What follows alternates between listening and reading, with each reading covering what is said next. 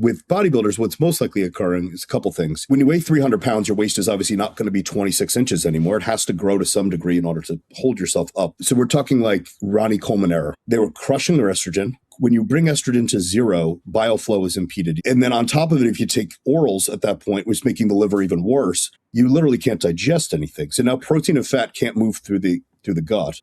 So it's sitting and it's pushing the stomach out. And then what people, let me interject real quick. What people don't understand is that. Welcome to the Anabolic Roundtable, episode 19. We're almost at the 20-year anniversary or 20-month anniversary. It's been crazy how long we've been doing this already. Dean, Kurt, welcome to the show, our own show. Steve, also welcome. Any updates? Or you guys want to get right into the growth hormone discussion that we have on the menu for today? Sure. Dean, your nose is looking enormous. It's really massive, isn't it? I mean, God forbid that you were to compare a 4-year-old and a 14-year-old's nose size versus a 24-year-old and a 38-year-old's nose size. Yeah. I guess it's that adult growth hormone replacement therapy. Yeah, adult with kids growth hormone replacement therapy. It's all that growth hormone abuse I've done for years upon years upon years. Yeah. It's funny. You've been broken it a couple times too, I believe. Well, I mean, that's the critical part that you might leave out if you were to compare my face to maybe 20 years ago to now. And, when we're looking at this as like a straw man's way of arguing acromegaly, if you look at what happens to most fighters, you deviate your septum and then all of a sudden deposition fluid changes in terms of the structure of the cartilage in your nose.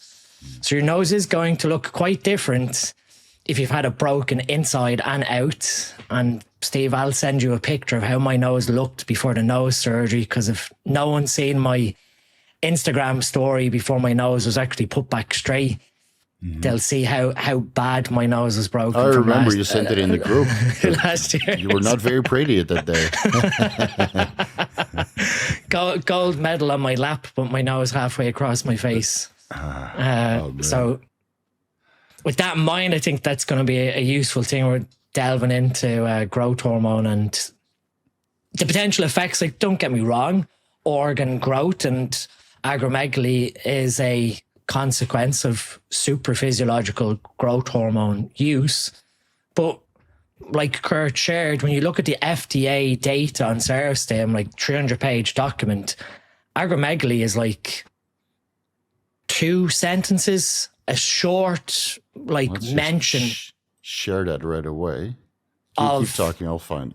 Basically, you use high doses of growth hormone, your organs might grow. But in terms of the overarching safety data, when you search within that document for safety incidences related to like someone's nose growing or their face growing or their hands and feet, I think when we're looking at like super physiological levels of growth hormone, you'd have to be taking a massive dose over a very, very long period of time to see like the effects of gigantism on you. So it's actually mentioned once in this that's it. document.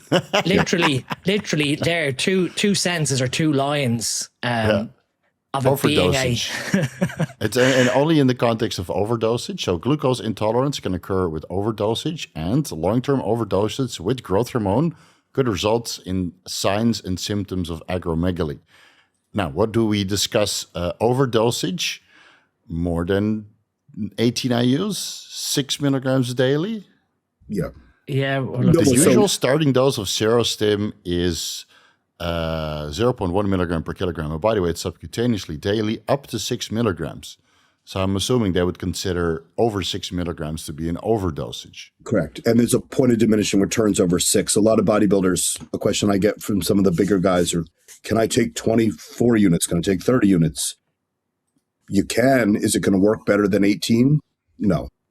But if it's UGL stuff, you're not absorbing it fully anyway, so who even knows what you're getting? But if you were to use pharmaceutical growth hormone, you took more than 6 milligrams, it's not going to produce a greater result than the 6. That's where the 6 came from. Right. Right? The results start for HIV. You can see in those FDA studies, the results really start around 4 milligrams, right? When you talk about the fat mass, and then they kind of move to 6 with new cell mass created. That's kind of the sweet spot in there, right? But hyperplasia occurred at 6 milligrams. Okay.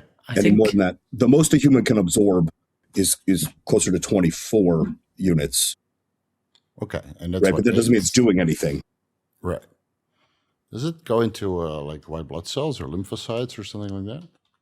Well, you have 7 binding proteins that are going to regulate both the peaks and the troughs of the growth hormone, and then they're also going to dictate where the growth hormone goes, right? So then they're largely responsive to things like estrogen. So as estrogen levels go up, the binding proteins increase to redirect the growth hormone toward other areas away from muscle and away from the fetus, right? Because the fetus is getting IGF-2 from the placenta. That's what that long-acting, I said this before, that long-acting growth hormone, I don't want to say the brand name, that is not growth hormone. That's not some like esterified growth hormone. That's mimicking IGF-2.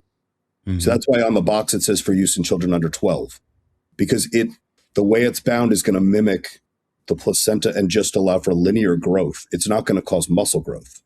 Right. You don't want the fetus shouldn't get muscle growth, otherwise it can't fit out of the birth canal. I used an equivalent of like 10 IUs of that long-acting somatrogen in July, whatever the fuck it's called, with the HCG subunit, and I found the results to be quite underwhelming. I mean, did it give me fullness? Sure, but even fullness is like you drink salt water and get fullness. Does that mean you're growing? Exactly? No. Yeah, so creatine gives me fullness also. Retatrutide gives me artificial fullness.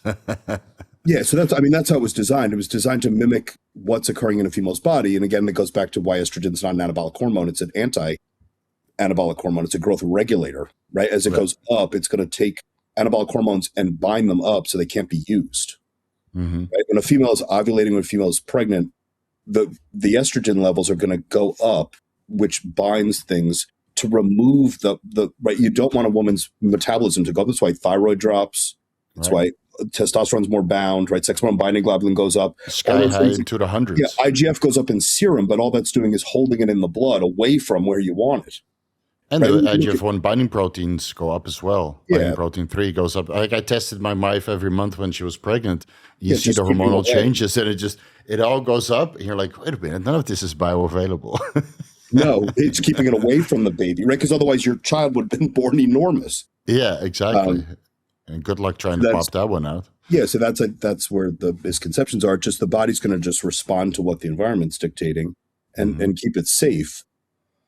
Yeah, and I think with the organ growth, I mean, you would assume that the ears, right, those are the only organs that don't stop growing, right? Correct. Do we see any bodybuilder with excessively large ears to the point you think they're Dumbo? No. I would say Increlux, if used excessively for long periods of time in a high dose, could, right? Because when you take growth hormone, what's the rate limit? The rate limit on IGF. You tell me, man. I mean, I use more Increlux than anybody else. And No, I don't mean you're not using an excessive amount for long periods of time. If you were to, I would say that would be the only option I would think that would cause that, because your liver is the rate limit with growth hormone, right? You inject growth hormone, how much IGF you can produce is based on your liver.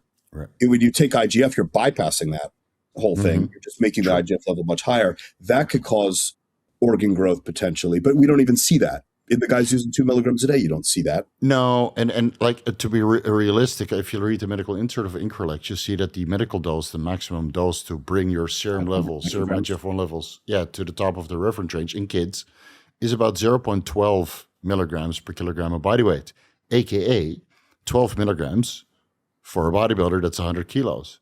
And that's why you generally don't see dramatic changes on serum levels of IGF-1 when you start using IGF-1 LR3 or Increlux, because the dose is too low. You use this at spot injections into the chest, into the lats, into the delts, wherever you need some localized IGF-1, and then you pray to God that the IGF-1 or the IGF binding proteins don't bind it all up. And whether you get some beneficial effects through hyperplasia or insulin sensitivity that increases, or insulin receptor activation, which I think IGF-1 interacts with the insulin receptor approximately 10% of the insulin that you produce. So you probably get some overlap there. But in serum, it's almost undetectable unless you take some growth hormone with it, and then you can kind of see the small numbers fluctuate. You go 6 IU's growth hormone, your IGF-1 levels in serum go from 200 to 350, and then you throw the Increlex on top, and then the next day it's 375, something like that. So we're talking about a sprinkle. But you have localized IGF-1. That's why it's so anabolic in some people that respond well to it. Yeah. Does it grow your nose and your ears? Well, I mean... Probably not. I don't know. I mean, Chase Irons did 18 IU Serostim for over a year, and now he's off cycle, right? Trying to slim down a little bit. His face looks like mine. It's just like a little boy. It literally looks like a little boy right now because he came off everything besides TRT. And you could see it my face as well. I came everything to 200 milligrams, no GH, no nothing. And everything just shrinks.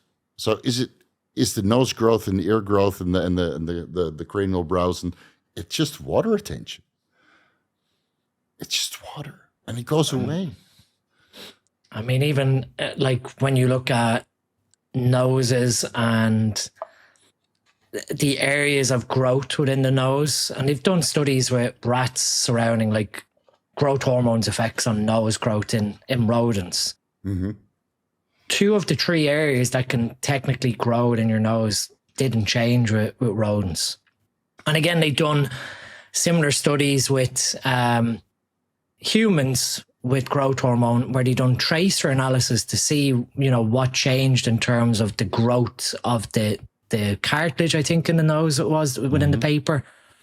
And again, similarly, yes, there was a small change in the nose's structure in those using growth hormone therapy, but statistically, in terms of significance, it was minor. And again, looking at water retention, looking at structural changes. Like I said, if you've had your septum deviated, your breathing mechanics will change.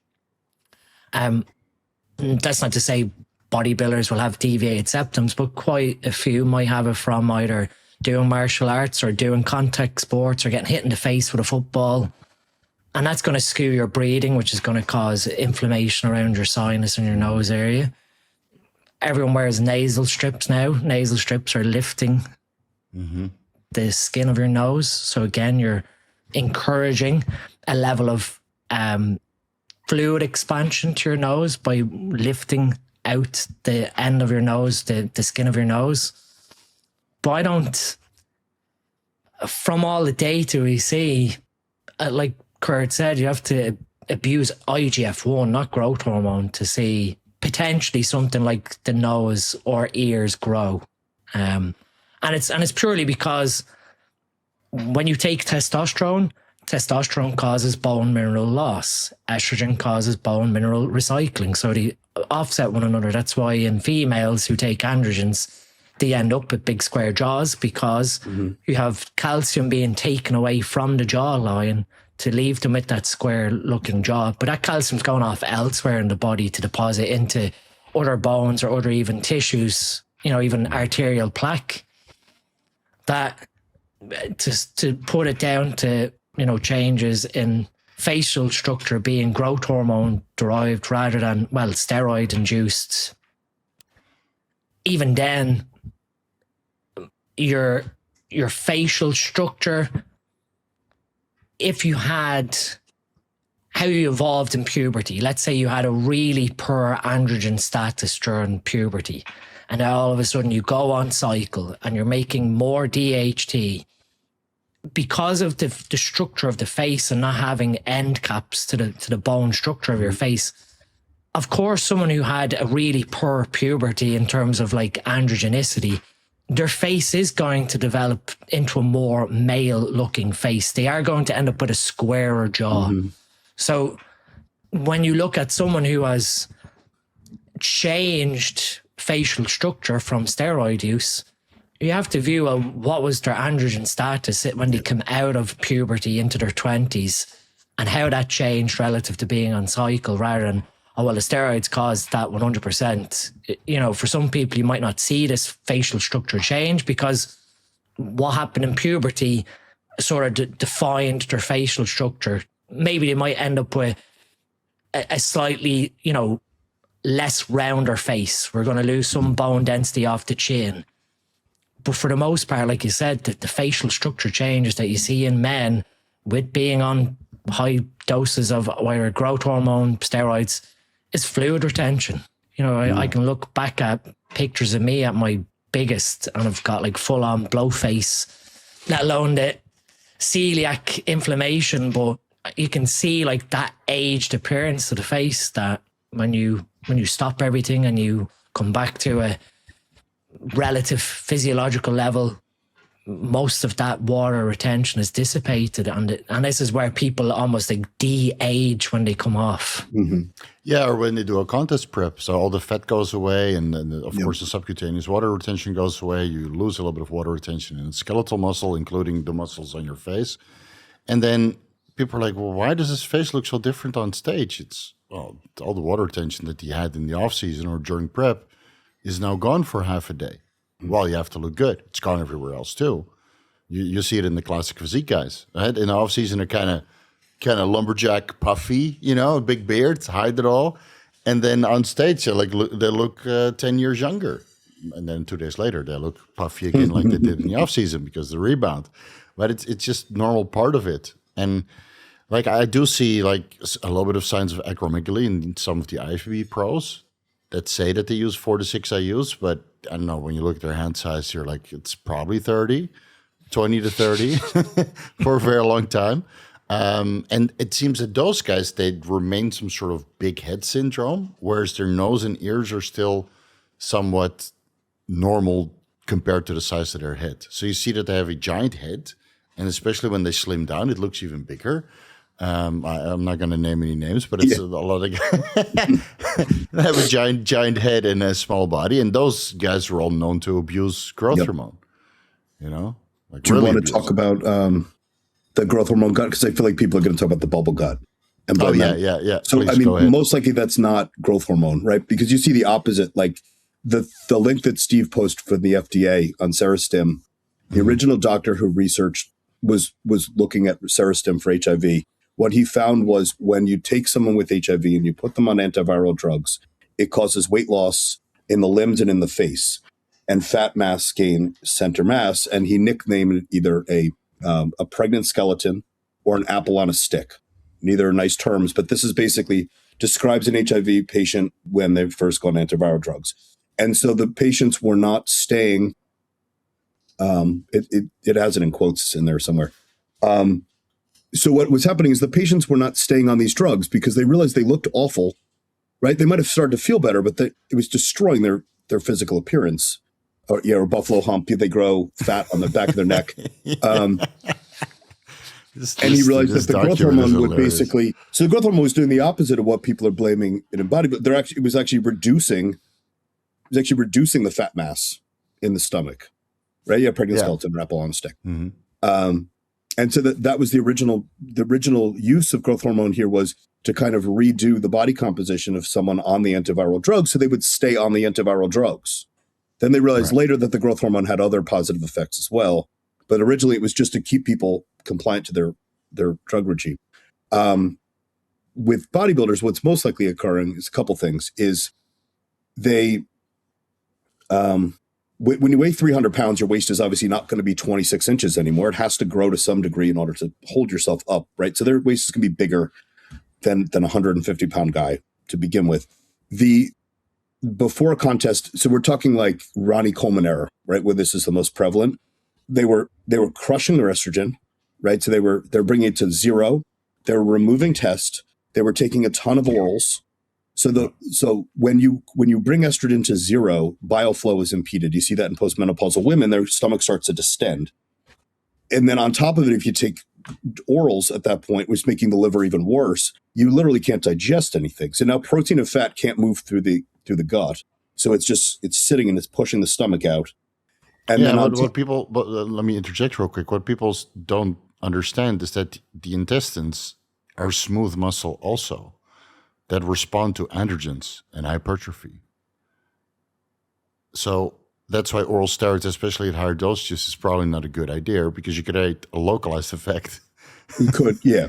Well, and with growth hormone, people will talk about short bowel syndrome, right? So growth hormone is used sometimes as short bowel syndrome. It's not making the intestines grow. It's allowing nutrient absorption through the intestines. So someone that's born with short bowel syndrome basically does not take the nutrition out of their food, right? So they tend to be shorter stature, just malnourished. The growth hormone actually allows you to take more out of the food existing. It's not lengthening the intestines, right? So like you said, it's that could be from steroids if the intestines are actually growing.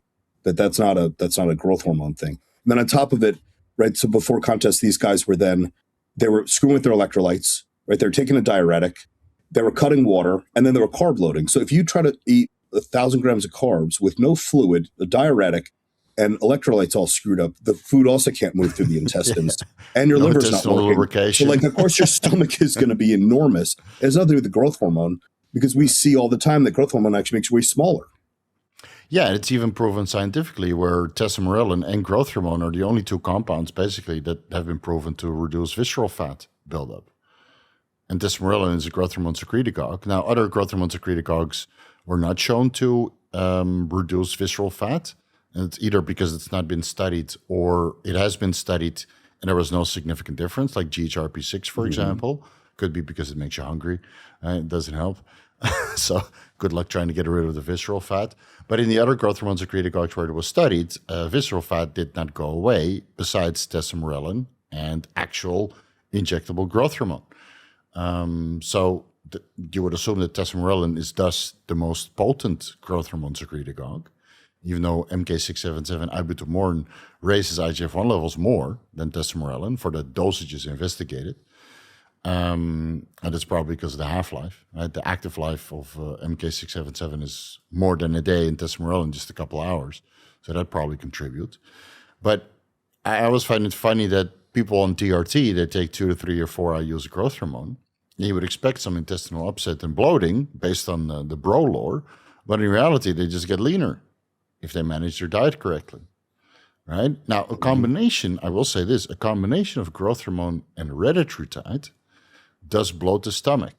And I think it's some water retention from the growth hormone and then the slowing of gastric function from the retatrutide. And more people have this issue that retatrutide is now run all the way to the show, right? Which I don't think is a good idea. I think you should stop it 2 to 3 weeks before because it interferes with carb loading and intestinal motility of the carbs that you're then going to load. And that can then create a growth hormone-like bubble gut again. Yep.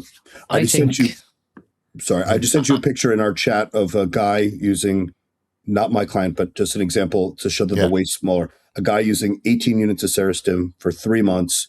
Not only did it make his waist smaller, but all of his loose skin, you could probably post the picture. Yeah, right. All of his loose skin is gone. So plastic surgeons lose their mind because it actually did what they would charge $20,000 to do. Oh, wow. With surgery. I don't know, you could probably put so people could see because I'll overlay it literally changes his entire physique just from using that. This makes me want to take it 18 IUs. Sorry. You even see in the lower chest that it lowers. Like I always have a little bit of lower chest fat and sag, but in his case, it's completely gone. Yeah, it's amazing. Sorry, Dean, I didn't mean to interrupt you.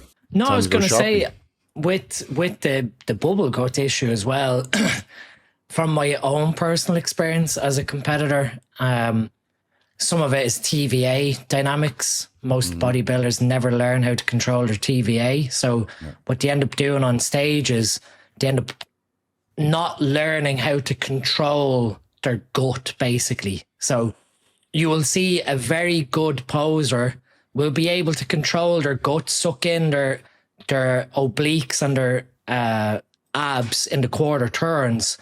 Right. But watch carefully as someone goes from the side relaxed to the rear relaxed. They let out a big sigh and the gut comes out because the gut's not on show from the back. And so the TVA dynamics, most bodybuilders will train their abs, but they won't train the inner core, like the inner mesh that's holding everything together. And learning TVA dynamics, it can be just a simple like laziness where you don't have control of that. And then add on top food volume or gastric volume, add on certain foods that may be inflammatory. Like historically, again, coming back to me not knowing about being celiac, I'd be baffled why I had no control over my TVA, over my like belly button region. It was just like a bloat. And a couple of shows towards the end of like the 2022 season, I was really struggling on stage to really engage my abs and lower core. And it was because the previous night before bed, I was having, you know, foods that had gluten, oats even, you know, instant oats as your final meal before bed, before the stage. And the next day on stage, that inflammation, that intestinal inflammation is creating gas, creating distension. And no matter how much you try and control your TVA on stage, you're going to see this little round pocket. You know, I'm only, 190 something pounds on stage. You exponentially increase that to someone who's 250, 260. Well, that little pocket of inflammation or distension is going to be a lot bigger than my little tiny little sack. You're going to see like, you know, a big balloon basically with someone who's much larger and eating much larger volumes of food than me. Right. And, you know, that was where the strategy in my head of not eating on show day eventually came about, because I was like, if I don't put anything in, I'll be able to control TVA, I'll be able to control abs. So that bubble go, when you started linking it to insulin, started linking to everything, growth hormone abuse, you just look at how many top-level bodybuilders train their core properly. They might train their abs, train obliques, but doing things like medicine ball balances, doing dead bugs, doing things that actively train the TVA. Because a lot of the time, the guys who can do vacuums are the ones who probably train their TVA. That's a good example. And that's core. In order to do a vacuum, you need to be able to suck your TVA in and up with your diaphragm. And even breathing, the last part, like diaphragm breathing versus belly breathing. You know, most guys are belly breathers, mouth breathers through their belly rather than through their nose and through moving their diaphragm and then their chest.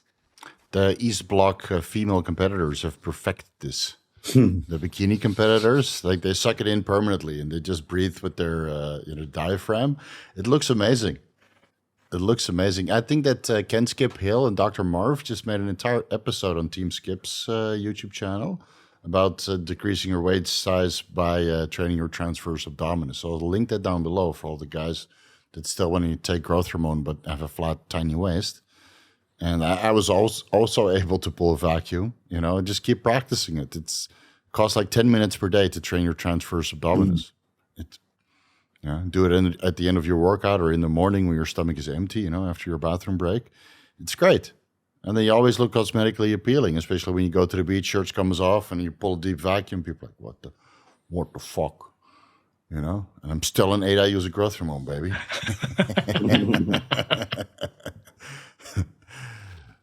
Yeah, it's good. It's good stuff. So we have a long list of topics. We didn't even get to the first one yet. So, Dean, you kind of spoiled it for everybody with your timing of GH injections. Maybe we should do a refresher on that because, like I always said, hey, just take your GH SubQ before the fasted cardio, you get some fat loss. And then here comes Dean. Yeah, wait a minute. It takes hours for lipolysis to kick in. I'm like, fuck. I've been doing it like this for a decade, and now it changed to before bed. Yeah, so let's dive into that again because GH for fat loss is a bit of a timing issue. I mean, don't get me wrong. I sort of sat in the middle when we discussed this. Of there's no problem to IM, there's no problem to SubQ, but SubQ in the morning time because of how it's released within the body. It was designed to be SubQ before bed to match the circadian output of normal nocturnal growth hormone. So the peak and the roll-off of a SubQ injection of growth hormone is between 8 to 10 hours. So you're sort of mimicking what happens where you get a spike in deep sleep from like 11 p.m. to 1 or 2 a.m. and then it rolls off as we head into morning time, like 5, 6 a.m. for wake up. Where, excuse me, wow. with IM, something caught my throat there. With IM, we're looking at a faster peak in that it enters the system within 1 or 2 hours and then rolls off very sharply within, another 2 to 3 hours. But it still takes, when we're looking at the absorption between the two, between SubQ and IM, it's still somewhere around like the 90-minute to 2 hour mark for it to peak. So even if you do a IM injection of growth hormone before fasted cardio, it's still taking about 90 minutes to get into your system. Now, you can argue you're going to get lipolysis from it. That's true. But what you start eating then after your fasted cardio, excuse me, unless you're going to stay fasted for hours after doing that IM shot of growth hormone, the sustained lipolysis and the utilization of your body's own body fat for fuel is going to be overridden by you start eating after your fasted cardio. So yes, you're getting some lipolysis that's occurring in the background because you've spiked your growth hormone level that morning. But my view always was thinking, well, if it takes 2 hours for a SubQ injection to peak, and we know circadian release happens between 11 p.m. and 2 a.m., if you do it before you go to bed at 11 p.m. or even 10 p.m., you're going to get some growth hormone secretion in your deep sleep. And then the drug's peaking afterwards. So you're sort of getting like that 1+1 effect. Right. Now, obviously, with natural growth hormone release, it's not going to be anything like your 4, 6, 10, 18 IUs.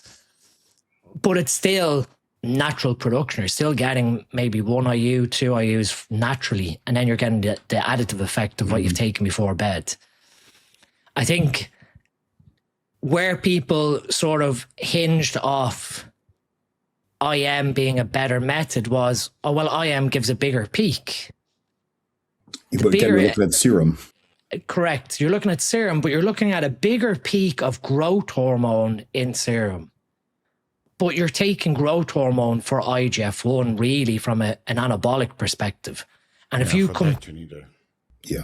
and if you're comparing IM versus SubQ, the IM will again lead to a potential bigger IGF-1 spike earlier.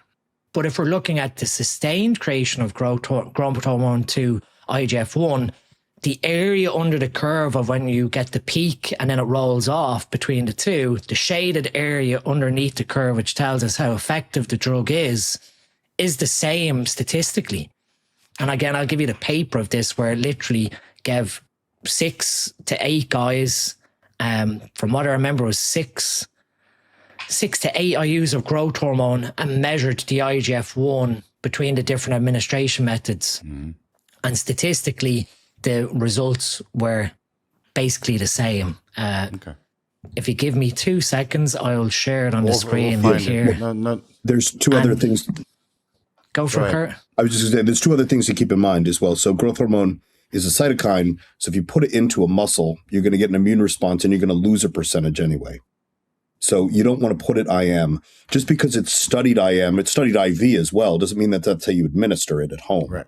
The other thing, and the way to look at it is the growth hormone receptor is a cell surface receptor. It doesn't go in, it doesn't translocate like the androgen receptor. There's a downstream pathway inside the JAK-STAT pathway when growth hormone receptor is activated. IGF can go in. So if you inject growth hormone into the muscle sees that as an immune issue and attacks it, causing the loss of some growth hormone. So not necessarily, just because it causes a peak in serum doesn't mean it's actually causing an effect.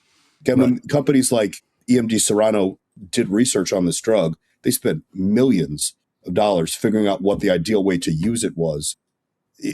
If there were better ways to use it, that's how they would have recommended it. So I'll overlay this. I'll find the study. But here you see that it's pretty much the same between SubQ versus Idrin, right? Mm-hmm. You can see that the top picture is GH. So the GH. So yes, you get a bigger level with an IM injection of GH, a bigger peak. Mm-hmm. But the bottom table is the IGF-1. And if you look at the very bottom numbers between the IM versus SubQ group, the IGF-1 level measured is pretty much identical. Let me just get up that slide for myself again. So that the mean for IGF-1 with IM was 0.75 at 0 hours, and then it was 1.37 after 24 hours. 0.91 for the SC at 0 hours, and 1.41. So it's literally 1.37 versus 1.41 with standard deviations of 0.29 and 0.22. They're basically relatively the same. So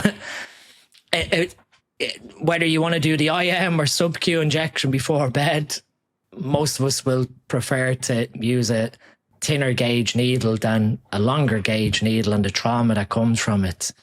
And we have to view that when we're designing drugs, patient compliance is one of the big things of designing drugs, which is why drug companies prefer to make oral drugs, because, people will swallow a tablet or a capsule or a pill or whatever.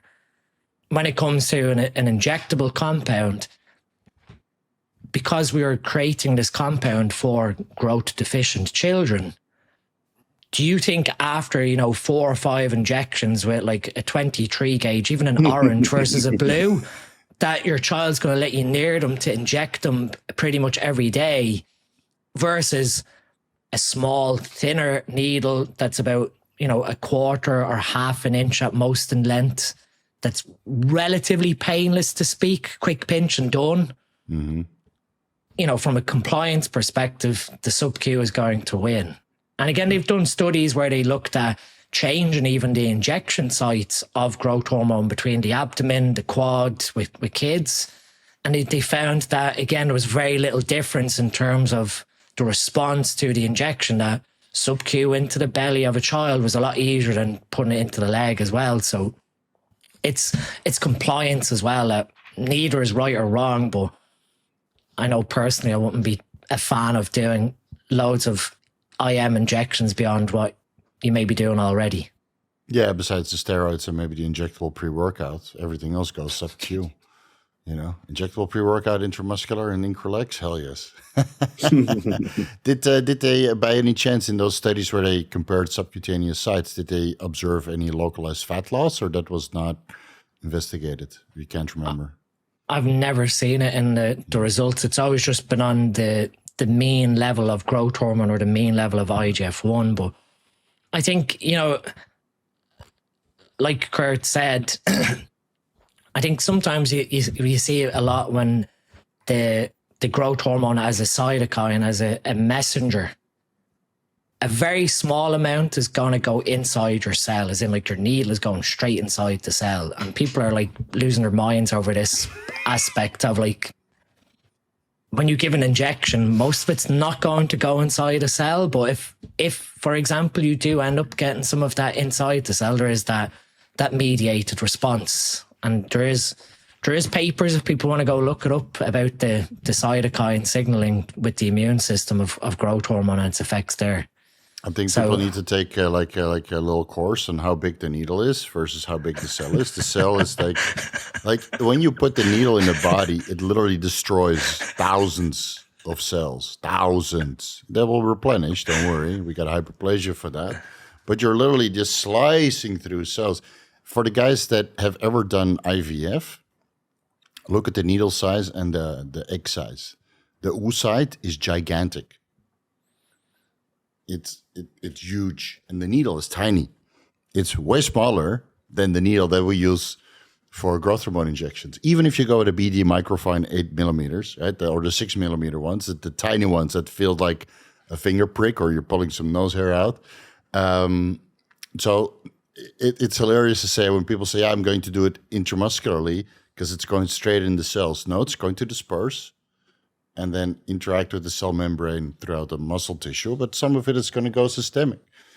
Yeah, it's I funny think to me. when People don't you understand think, the size difference. when we talk about intramuscularly versus subcutaneously, we're talking about going between skin cells in terms of where the compound is going to disperse from versus going into the deep musculature. So you've got your dermal layer, your vascular system, and then underneath you have the muscle system underneath it all, which is why when you give yourself an injection and you don't potentially aspirate, you're doing that to make sure that you've passed through the dermal layer, passed through the vasculature and into the deep muscle. But the reason why the deep muscle is used is because of, in terms of the capacity for storage of an oily vehicle, like a steroid-based injection, you've got thousands of muscle fibers where this oil can disperse across and slowly move into systemic circulation into the vascular system. So with skin, you're using like water-based compounds because of that rapid diffusion where it moves from the skin straight into the blood system. Right. And then that's where you get the distribution of the drug, the volume of distribution of the drug. So yeah, when you're talking about like an IM injection, it's not actually going straight into the muscle cell specifically. A small amount of it may, and that's where you'll see that response, like Kurt said, where you have an intracellular response where the drug has actually gone inside one of the cells. But I think when you're looking at which one is even better for muscle building or fat loss, you know, even localized injections of growth hormone, whether it's SubQ or IM, the drug, because it's water-based or it's in a water vehicle, it's going to disperse quickly into the vascular system. So it doesn't really make much of a difference. Same with any peptide, the local injections of BPC, TB500, you're getting a certain level of the compound locally where you've deposited the drug into, but most of it starts moving quickly. It doesn't sit in the one space. No, it diffuses quite fast. So, you know, and the only thing that I've seen has a localized effect is Increlex and insulin. And yeah, I know guys that used insulin like in body parts and it worked quite well. They also tend to go hypo because intramuscular injections of insulin. It's kind of risque. Well, that's a good example also of why you're told when you use insulin never to rub the injection site, no matter how irritated it might feel. Let's say you do let's say you're feeling adventurous and you do 15 IUs of Nova Rapid. Jesus. You know, no matter how itchy or irritated it might feel, I haven't gone in, you just leave it alone, because as soon as you start rubbing, that's the dispersal, that's where you see the rapid hypo come on, which is again similar to what happens with an intramuscular injection of insulin. All right. Let's see. Let me go through the topics. So we already touched a little bit about IGF-1 secretion. Mm-hmm. And so it seems that there's no real difference between SubQ and IM. But it seems that more frequent growth hormone administrations might be better for IGF-1 secretion compared to a single dose. Now, the problem with more frequent injections of IGF or of growth hormone is that it might cause some sort of insulin resistance. A lot of people are scared of that, and I'm going to go full-blown diabetic. But I never see on blood work anybody taking growth hormone at higher dosages, multiple dosages, that their fasting insulin levels change, that their hemoglobin A1C changes, that they get issues with elevated blood glucose levels like blindness or inflammation or whatever. It seems that the only people that really suffer from that are the people who are inactive. Yeah. And they don't clean up their blood. Or people with HIV that are laying in bed. Yeah. Exactly. Or kids that are just short stature. They don't get invited to the running around parties at the block, right? They're too short. You don't get to play with the rest of the kids. So I feel that this insulin resistance is blown way out of proportion. And I've never seen it play out in real life. Again, with people that just are moderately active. Can it occur? Sure. I think if you eat a pizza and you take 18 IUs of growth hormone, it's probably not a good idea. Right? But most people are wise enough to not combine the two.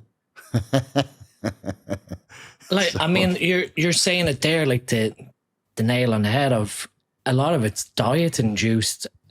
Sure, the growth hormone is going to create a lipolytic effect. And now you've got more free fatty acids in your bloodstream. More free fatty acids in your bloodstream can impair the insulin receptor's function. But if you're eating a very high fat diet on top of this high fat release or lipolytic effect, you're creating this double whammy. So again, it's like, was it the growth hormone or was it the pizzas, the muffins and everything else you've been eating that's created your insulin resistance problem whilst taking growth hormone? You know, there's like you're touching on here, people think that taking high dose growth hormone is a free ticket to just binging because the growth hormone is going to offset adipose tissue gain. You know, I'm taking a very high dose of growth hormone. It's going to be very unlikely that I'm going to store body fat, which is a very false assumption to have. And so the insulin resistance, I normally see it in guys who have very poor nutrition who are abusing growth hormone rather than the growth hormone is the problem. But in order for it to correct the problem, which is normally a high HbA1c that has trended sharply within, 12 weeks, you have to take the growth hormone away. You have to take away the source of high fat within the nutrition. The pizza. And then you have to do the stuff that people don't want to do, which is high intensity interval cardio and high intensity exercise and retraining your energy system between glycolysis and oxidative phosphorylation. So you're trying to gain back how your body's able to use these substrates for fuel. I mechanistically, yes, high doses of growth hormone cause lipolysis and the free fatty acids impair insulin receptor function. But if you're following a very good nutrition approach, your nutrition before bed is optimal. So again, before bed, think about the food you're eating and what's going to happen during the night in terms of digestion and that free fatty acid payload. It's probably better in theory to have a low fat, high carbohydrate meal as your last meal before bed, knowing that you're not going to add more triglycerides into the system. Don't get me wrong, carbohydrates can create triglycerides and triglyceride remnants from digestion, but it's not going to have in theory the same impact as a very high fat meal, like a big loaded burger and pizza and whatever before bed on top of your growth hormone that you're taking before sleep. You could just stick to just protein. Yeah, or just protein, yeah. Like a dietary fat has to be really, really high before it makes you lose insulin sensitivity. Otherwise, people on a ketogenic diet would have terrible insulin sensitivity, and that has been proven to be the other way around. If anything, a ketogenic diet raises growth hormone levels, and thus your insulin sensitivity should be even worse. But let's be honest, people in this industry, they do a little bit of cardio, they take some carnitine, and they're moderately active. And in which case, I think growth hormone at one administration per day is a non-issue. Maybe at multiple administrations, like growth hormone with every meal, unless you're assuming you're not very physically active. But even if you're physically active, let's say you get 10,000 steps in and cardio and posing practice and 1 or 2 workouts, I think 2 IUs, 4 IUs of growth hormone multiple times per day is very doable. Your insulin sensitivity will be sustained. I think I see the only problem is with ibutamoren, MK677, where the growth hormone and the IGF-1 is just continuously elevated and the ghrelin receptor is activated, and thus you start eating like a butthole, right? I'm doing a dirty bulk. It's MK677 and the dirty bulk when you're 25 years old, playing video games, that's causing the insulin resistance, Yeah, I mean, if you were that concerned, you could go with something along the lines of my strategy of just on your rest days from training, just take it out, which ends up being a 2-day break per week. If you don't want to commit to taking it every single day for whatever reason, just take it on your training days. And all of a sudden you've created a gap where you allow your body to not experience that raised triglyceride level during sleep. Kurt, you want to explain what the 5 days on, 2 days off strategy was from the boards? I think it was just a way to save money. Guys were broke. Like GH was expensive, and they couldn't afford it, so they took the weekends off. Yeah, or you only take it on training days. But the funny thing is now we've come full circle and taking a little bit higher doses of growth hormone on the training days to facilitate recovery and IGF-1 increase, and then taking a day off to kind of carb load back into it the next day. So the budget thing is obsolete, right? GH is fucking cheap if you know where to look. You'll spend $1 on generics and maybe $3, $4 on pharmaceutical. I know guys that spend $2 on pharmaceutical. I'm jealous. I don't spend that little, but $4 is still affordable for me. So, but I think it's funny that we've now come full circle that people take rest days from growth hormone, where before it was for financial reasons, and now it's for like tolerance reasons to reduce the water retention and potentially offset the insulin resistance. Kurt, I know somebody in your circle was using MK677, physically active. Mm-hmm. Did he experience any issues? No, he 75 years old. So it seems to work better in older people or very young people, but not really a great thing for our population. It's not going to do much. No. You know, and I had weird dreams and it made me hungry. That was about all I got out of it. So this person at 75 years old, did the appetite increase? Did he start eating differently? They ate healthy to begin with. They just didn't have much of an appetite like most 75-year-olds. So in that case, I think it helps, right? Stimulate appetite. Right. One of the reasons why you see sarcopenia in elderly people is because there's splenic extraction. So the protein they intake, they get less of it. Right. Right. And on top of it, they tend to eat less, especially protein. So then the muscle loss is just much faster. So in an elderly person, if you can stimulate appetite, and assuming they're going to eat healthy, it's a good thing for their overall, for bone density and muscle mass and all those things. Did you see any dramatic changes in IGF-1 and body composition? Actually, I haven't looked at. I have not seen labs in that person. They're not a client. Okay. I have not seen labs, but there were physical changes, lack of arthritis and things like that. Okay. That occurred that seem positive. So I don't think it's a junk drug. I just don't think it's a great. It's not going to mimic growth hormone in our. It's not a bodybuilder drug. It's like it's something that you might consider in old age when sarcopenia might become a problem and appetite becomes a problem, and then again, this person that you're assisting is following the lifestyle of staying active and eating the right foods. And thus side effects are minimal to non-existent. Yep. I was going to find you this study because it's in the FDA is working on approving it right now. Okay. For that exact use. Let me find. I think a lot of study overlays. My editor is going to be very happy. The interesting thing when you look at MK677, like what I said earlier, is you've created an oral drug rather than a injectable compound. So again, telling an elderly person to jab themselves, maybe they might do it, maybe they won't. But if they're already taking a bunch of pills for heart disease, cholesterol, blood pressure, that's not to say this drug is for that type of population, but they're already taking several tablets in theory. So you're creating something that fits in with that pharmacy profile. Here's the phase 3. Looks like it was in 2019, so maybe it didn't go anywhere.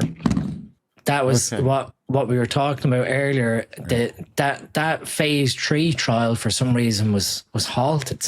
I know we looked at, there was a phase 2 trial of MK677 in elderly people with hip fractures, but like what we talked about, this is where being able to dissect your knowledge of a study comes in terms of like, what's the endpoint? What are they seeking to get from this study in terms of like an endpoint efficacy? What are they trying to prove? And if you're studying a drug in elderly people who have hip fractures to improve the outcome of the hip fracture, well, we already know in terms of the disease progression of elderly people with hip fractures, it's not a very good outcome for most who end up with hip fractures. They end up, the mortality rate of a hip fracture when an elderly person breaks their hip is quite high. And most people know that. If an elderly person falls and breaks their hip, it's pretty much a death sentence. So when you're trying to figure out, does this drug work properly or work in terms of an endpoint for this type of population? That phase 2 trial was ended because they seen heart failure develop in the drug cohort. But we're already within a population, a study population who is potentially metabolically unflexible, where they're stuck in bed now, they can't move, they can't mobilize. Some of them can resort to food as a comfort. You know, there's a lot of things in terms of psychology when you break your hip and you're immobilized that can quickly speed up the progression of other diseases. That if your endpoint is, well, does this drug help improve hip fracture elderly people? And then you start to see, as the study goes on, maybe IGF-1 levels do sort of improve, and you might see some level of change surrounding bone density.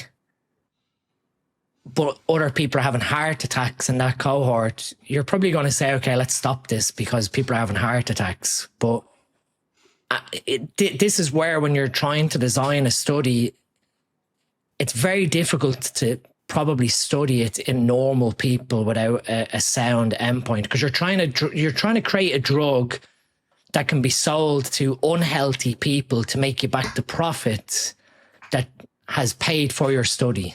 So again, it's when you get to clinical trials, like when you look at drug development, and we covered all this in our pharmacology course and the design of drugs, the money that is required to go from a lead compound, from something that you think could work, to a phase 1 clinical trial in humans. So you've done all your preclinical trials, you've done your animal models, and you've thought, okay, this drug looks safe. If it's a drug that is novel or has it can improve the outcome of a disease that doesn't have a current therapy, the ethics of your clinical trial can change a little bit, where you can go, well, there's not much therapies here for these people. An ethics committee might say, okay, well, if you trial this drug in 30 people and 30 control and see what data comes from it, when you get to the end of your phase 1, if there's no long-term benefit where that person's going to rely on that compound for a long period of time as a customer to buy that drug, regardless of you as a scientist saying, yeah, but the drug works, we can see this happen. If the higher up sales strategy, business marketing guys are saying, well, this is going to fail, like this person's going to take this for 3 months maybe, and then they'll stop taking it because the problem's been fixed or the fracture's healed. Are we going to get the return on investment, yes or no? If the answer is no, they'll be like, okay, well, we spent 5 million getting it to this point. Let's just bin it. And when you look on the NCT trial website, you'll see a lot of clinical trials where they start and then there's no study results published. It's like inconclusive, or the trial started in 2017 and it was last updated on NCT in like 2020. You just see where the trial was abandoned, where it's like, you know what, preliminary data says it either is not going to work or it's not financially viable. Yeah. And that's which is in most cases is the latter. Correct. It's not financially viable. That's why steroids are not being investigated anymore. Yep. It's just not interesting from a financial perspective. Like, who the fuck cares about the results? You know? Yeah. You get, from a drug development perspective, you get 20 years on patent, on drug exclusivity. Mm-hmm. So once you sort of file your compound, you're filing your compound at lead compound stages. So you haven't even reached human trials. Mm-hmm. So you've found this interesting steroid and has all these magical properties, and you rush off and you patent it. By the time you've gotten through your patented paperwork and everything else, and you've done your animal trials and everything, you've spent about 4 years, let's say. Now you've got to do phase 1, phase 2, phase 3 human clinical trials, then get your FDA approval or your safety approval to take to market. by the time you get to market your patent, your exclusivity, so that it can't be generically copied, you have about 8 to 10 years to make your money back. And this is what drug companies are thinking is, if we get this to market exclusively, we've got 8 to 10 years to make that money back and profit. And if we're not going to see that profit, who cares? Who cares if it benefits 80 million people of the world?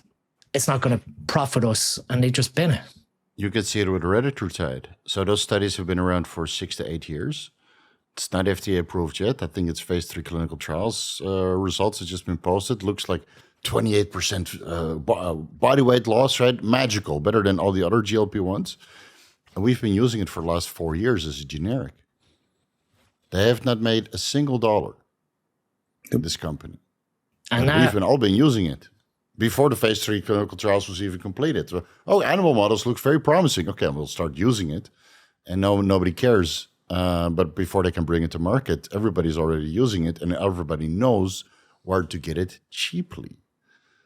So they're using a huge amount of money in this sense, because China will just copy it. That's the thing. Looking at like the future of drug development, with everything with growth hormone and steroids and everything, there isn't really a lot of targets to speak of where drug development is very, very interesting. If you follow Medscape or any of these like online, relatively easy to digest medical literature websites that send out newsletters every day, they're constantly posting about, GLP-1 agonists and the future and this, that, and the other. But the medical field are, 4 or 5 years behind what the fitness community have been doing with these compounds, that it only takes one person, like in the fitness community, to tell an aunt or an uncle who's being prescribed like Wegovy or Ozempic well, I can get this from China quite cheaply, and it completely changes the dynamic of the pharmaceutical industry. Add a triple agonist instead of a single agonist. So, I think, in the digital age of where we're sitting, pharmaceutical companies, unless you were at university level and you were watching, printed publications or even website access publications, we have so many sources of information out there. It's very difficult for a drug to stay as a lead compound unless it's something extremely selective that hasn't been released. That as soon as you see like even a patent pop up for a compound, and trust me, a lot of these chemical companies are looking at patents and figuring out what's being patented. Yeah, that's how SLU came into our hands, right? Just purely from a patent and some studies. And there's a couple studies that found a way to synthesize it. SLU 332 they were able to synthesize, but SLU PP 915 they haven't synthesized. And now it's being used by everybody.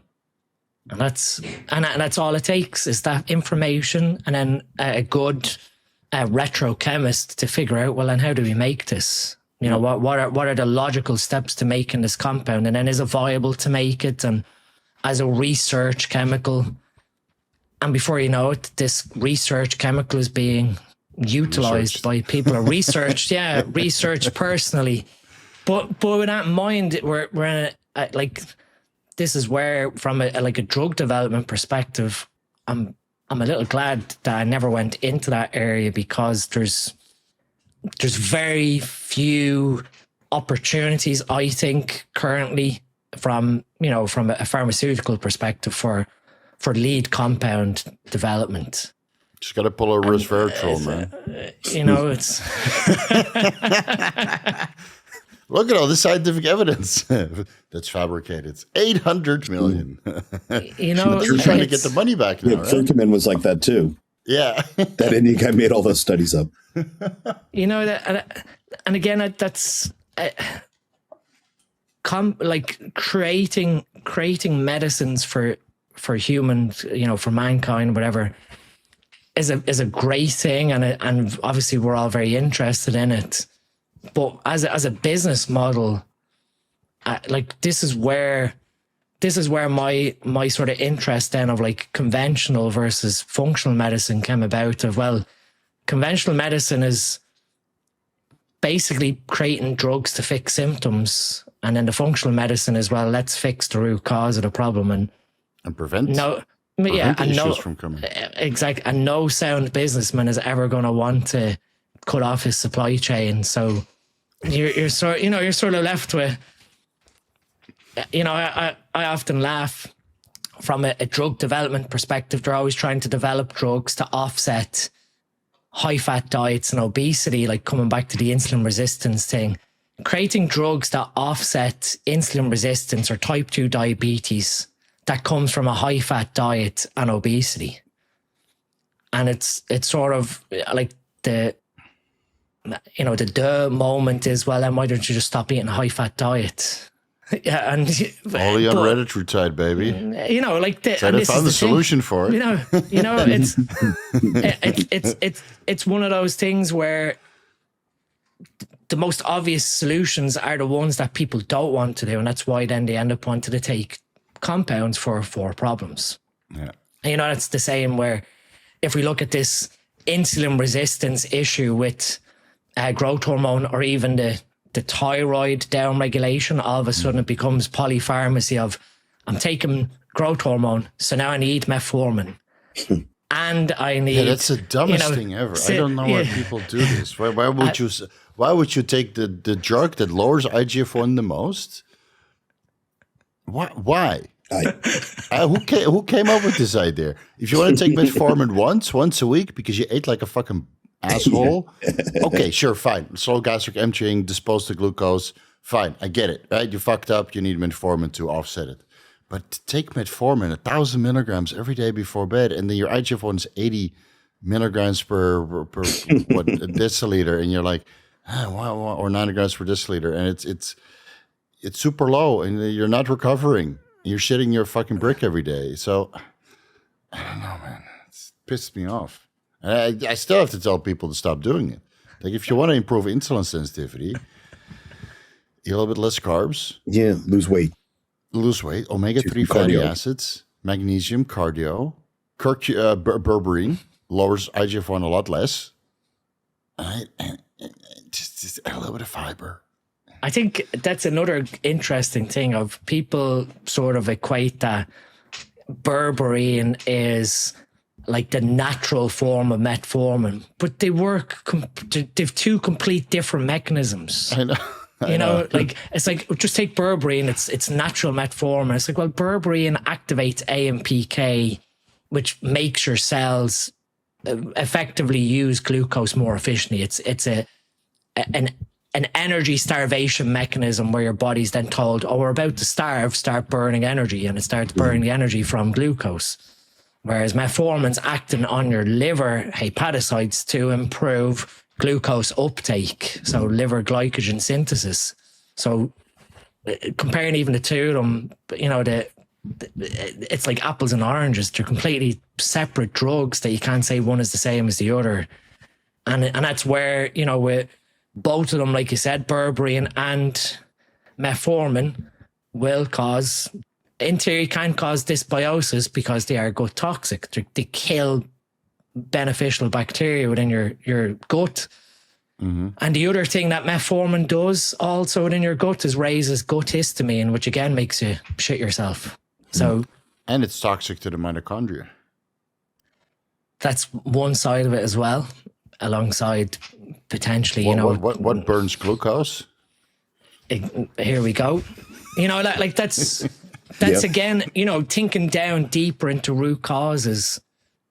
People, like when you do an insulin sensitivity like strategy, even if you go lower carb and higher fat, in theory that higher fat might cause issues with triglycerides, which again is going to blunt the insulin's receptor sensitivity that you're trying to improve. If you were to combine that reduction in carbohydrates with maybe a change in energy balance with your fat intake, and using maybe more so, polyunsaturated fats from omega-3s to offset that energy balance loss, and then do something like a mitochondrial strategy with high intensity cardio. You're coming at it from both angles. You're coming at it from the substrate going in, but you're going to the fuel source, which is burning the glucose, which is the mitochondria. And that's, even looking at MOTS-c as a peptide, potential peptide that's used for insulin sensitivity.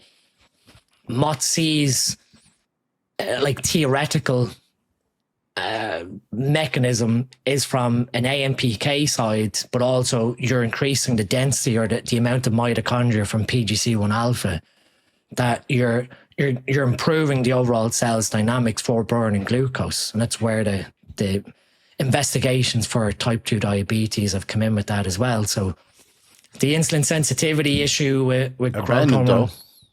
MOTS-c investigation has been abandoned because you'll offset the entire diabetic industry, and insulin is a big player, man, in the pharmaceuticals. How many kinds of insulins are there? I mean, the guy of what was it, Novo Nordisk or Eli Lilly, he literally fainted when Trump RX was announced. And he fainted in the Oval Office, just on the floor. Trump was like, "We're going to make this affordable for everybody." The guy just fell to the floor. I was like, "Fuck! There goes my end of year bonus." Yeah, and it's funny, and it's the third wife. Yeah, also gone. So I was doing research in SS31, another mitochondrial peptide, right? It binds to cardiolipin in the mitochondrial membrane and protects the mitochondrial membrane from oxidative stress. And it's a lot of promise in kidney injury studies, like chronic kidney disease or diabetic nephropathy, or acute kidney injury from radioactive iodine contrast. So actually, it prevents the damage that radioactive iodine does to the kidneys if you were to undergo a CT scan.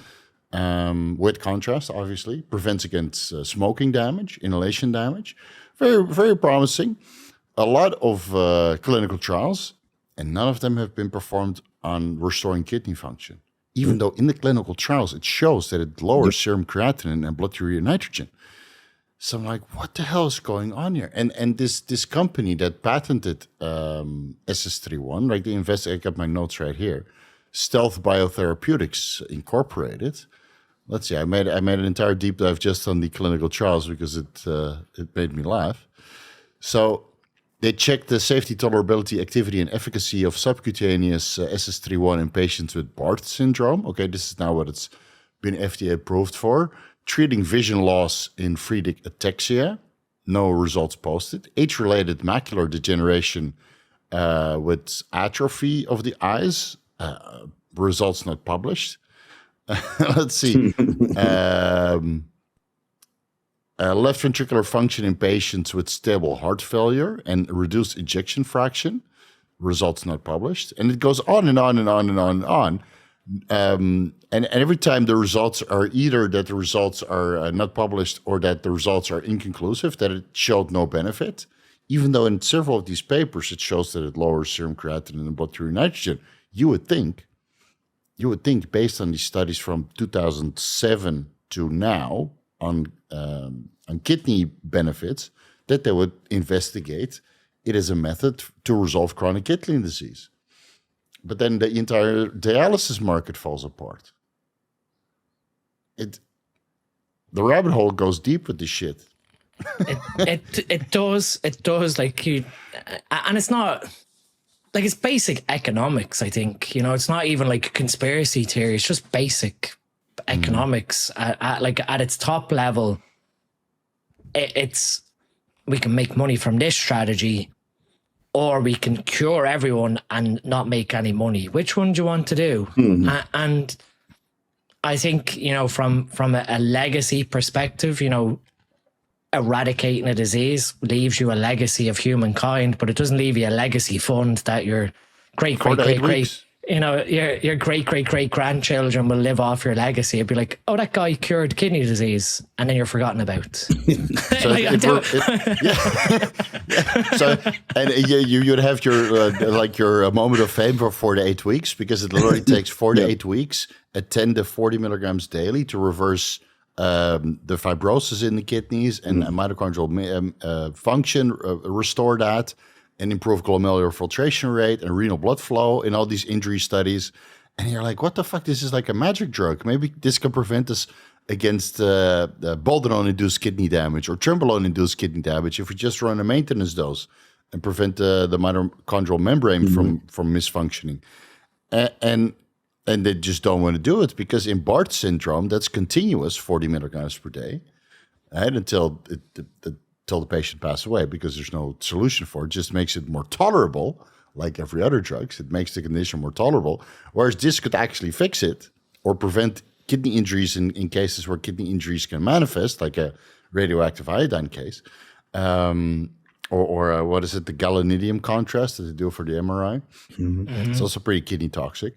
So you could prevent kidney issues from manifesting or resolve it in as little as 4 to 8 weeks, but that's not where the money is. It's hilarious. Yeah, I'm putting that in my deep dive. When it's done, I'm not sure, because there's like 260 studies, and I am thorough with this shit. But yeah, this week I was researching, and I'm like, this doesn't look right. And it's already, the FDA is coming down pretty hard on it, because it's FDA approved. And that means a lot of the peptide websites had to pull the SS31 because they got cease and desist letters from lawyers. And you know what's funny, to bring it back a little bit, like this somatrogon and Genla stuff is not available as a generic. And you would think that China would be able to make it, unless there's no money in it. There's probably no money in it. Yeah. Because it doesn't work. I mean, it does something. Well, yeah, but is it worth making? not for did more than males. anti-obesity drug 9604. Well, there's no generic for growth hormone either, technically. There's underground growth hormone. There's no technical generic, because it's not made to the same, by law, to be considered generic has to be made to the same standard. The stuff that's made in China is not to the same standard as what's made in Switzerland. No, it's missing a lot of the Cofac, the Bloxamer 188 and whatever, mannitol, and because the machinery is different. It's not made in an airtight vacuum, so they have to add all sorts of stuff to make it stable. Right. You know, and also the FDA would never approve anything made in China, not in the United States. There's no pharmaceutical drug made in China. There's none made in Mexico. They don't do that. So wait, all the peptides that are being sold, wait a minute. All the peptides that are being sold that are made in China in America, that's not... Those not FDA approved. No. How can it be sold then? Loopholes. Great, right? Yeah. Oh, man. Do you guys want to touch on the Bloxamer 88 or 188 and some of the other ingredients that pharmaceutical growth hormone has? Sure. Yeah, I think what you were covering there, even with like when you look at generic medicines and when the patent expires on a medication, quite often the parent company who held the actual like drug name, the brand name versus the generic drug, will try and maintain their customer base, because they'll talk about the excipients and the formulation of the tablet and the superior formulation versus the generic. And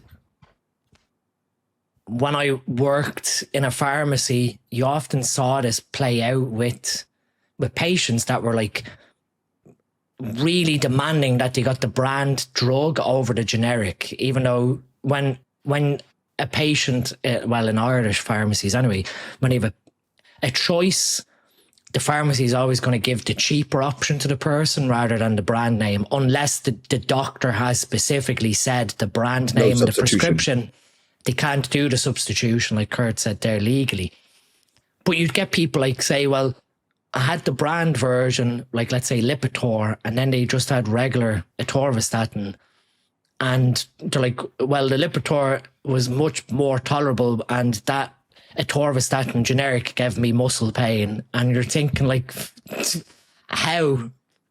But in theory, there can be some mild changes to the formulas between what the pharmaceutical company who developed the compound versus the copycat company who is synthesizing it when it's off patent. There might be slight differences. And this is where, in theory, when you come to something like a pharmaceutical growth hormone versus an underground, if the underground is operating to the same pharmaceutical production standard, like Kurt said, in terms of lyophilization and everything else, they, in theory, it can be like for like, but then it comes down to the excipients of what you sort of see here, like the excipients between pharmaceutical growth hormones, between genotropin, omnitrope, Psisen, they're all similar, but also quite different. Yeah, and this plays into the what we hear anecdotally. Like, this growth hormone makes me a little bit watery, and this growth hormone makes me a little drier, and this one makes me a little bit fuller. I think it's the excipients and maybe the concentration. Because that varies also, right? I mean, we have like genotropin, for example, in 5.8, 5.3, 12 milligrams, and even 2 milligram servings, but it's all like 3 milliliters or 1 milliliter. So the concentration varies quite a bit. And then genotropin, just did a little quick comparison. Like, you have all these excipients here. Metacresol is not available in the low dose formulations. Metacresol is what makes it smell like Band-Aids. Makes it smell like hospital. The way genotropin has that plastic smell? Yeah.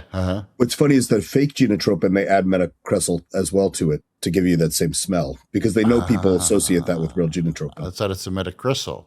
Yeah. So if you get a low dose genotropin pen, single serving, 0.2 to 2 milligrams, and it doesn't smell, then it's good. But if it does smell, I've never seen those, by the way. I've never seen either. No.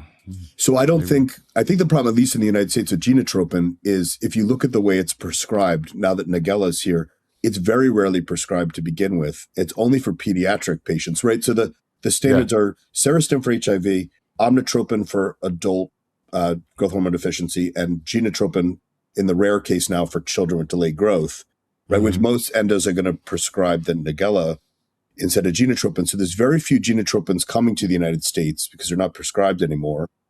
Right. And the ones are only that one size. And then on top of it, how many parents, like you both have kids, if your child had a growth hormone deficiency and you had a prescription for genotropin for your child, are you going to turn around and put that on the black market to make money? Probably not. You sell your kid's drug for $600. I'd buy more genotropin. So my point faster. is, my point is, you're not going to sell your kid's drug. So most of the genotropin on the market here is not real. There's just because there's not a supply of it. It may be in Europe because it's made in Europe, or maybe in Asia. Who knows? But like the stuff Turkey and Egypt, the if it comes from Turkey, they it's shake it out fake. of their armpits. You know, they're like, you want some Turkey's genotropin? Yeah. So most of the Pfizer stuff most of it's fake, right? And omnitropin you never see, because again, it's only prescribed for adults with growth hormone deficiency. Insurance doesn't cover it, so you're getting like 2 IUs from your doctor, and you're paying $5,000 a month for it. Who in the right mind selling it? Because you can't sell for $5,000. You're going to sell your $5,000 prescription for $500? Yeah, it doesn't make any sense. Again, you don't see omnitropin on the market. In the U.S., Serostim is, if you have Medicare, it's given to you for free if you have HIV. So these guys, half of them don't want it. They're junkies. They'll sell it. So that's why you see that on the black market. You don't see the other ones. No, I know that's the people that I know that get Serostim. That's usually the route of acquiration. It's the same when I got my genotropin in Holland. I had to go to Germany and meet a couple guys, and took their prescription. Yep. Yeah, the only real genotropin I've seen in the U.S. is from Brazil, because they can prescribe it there.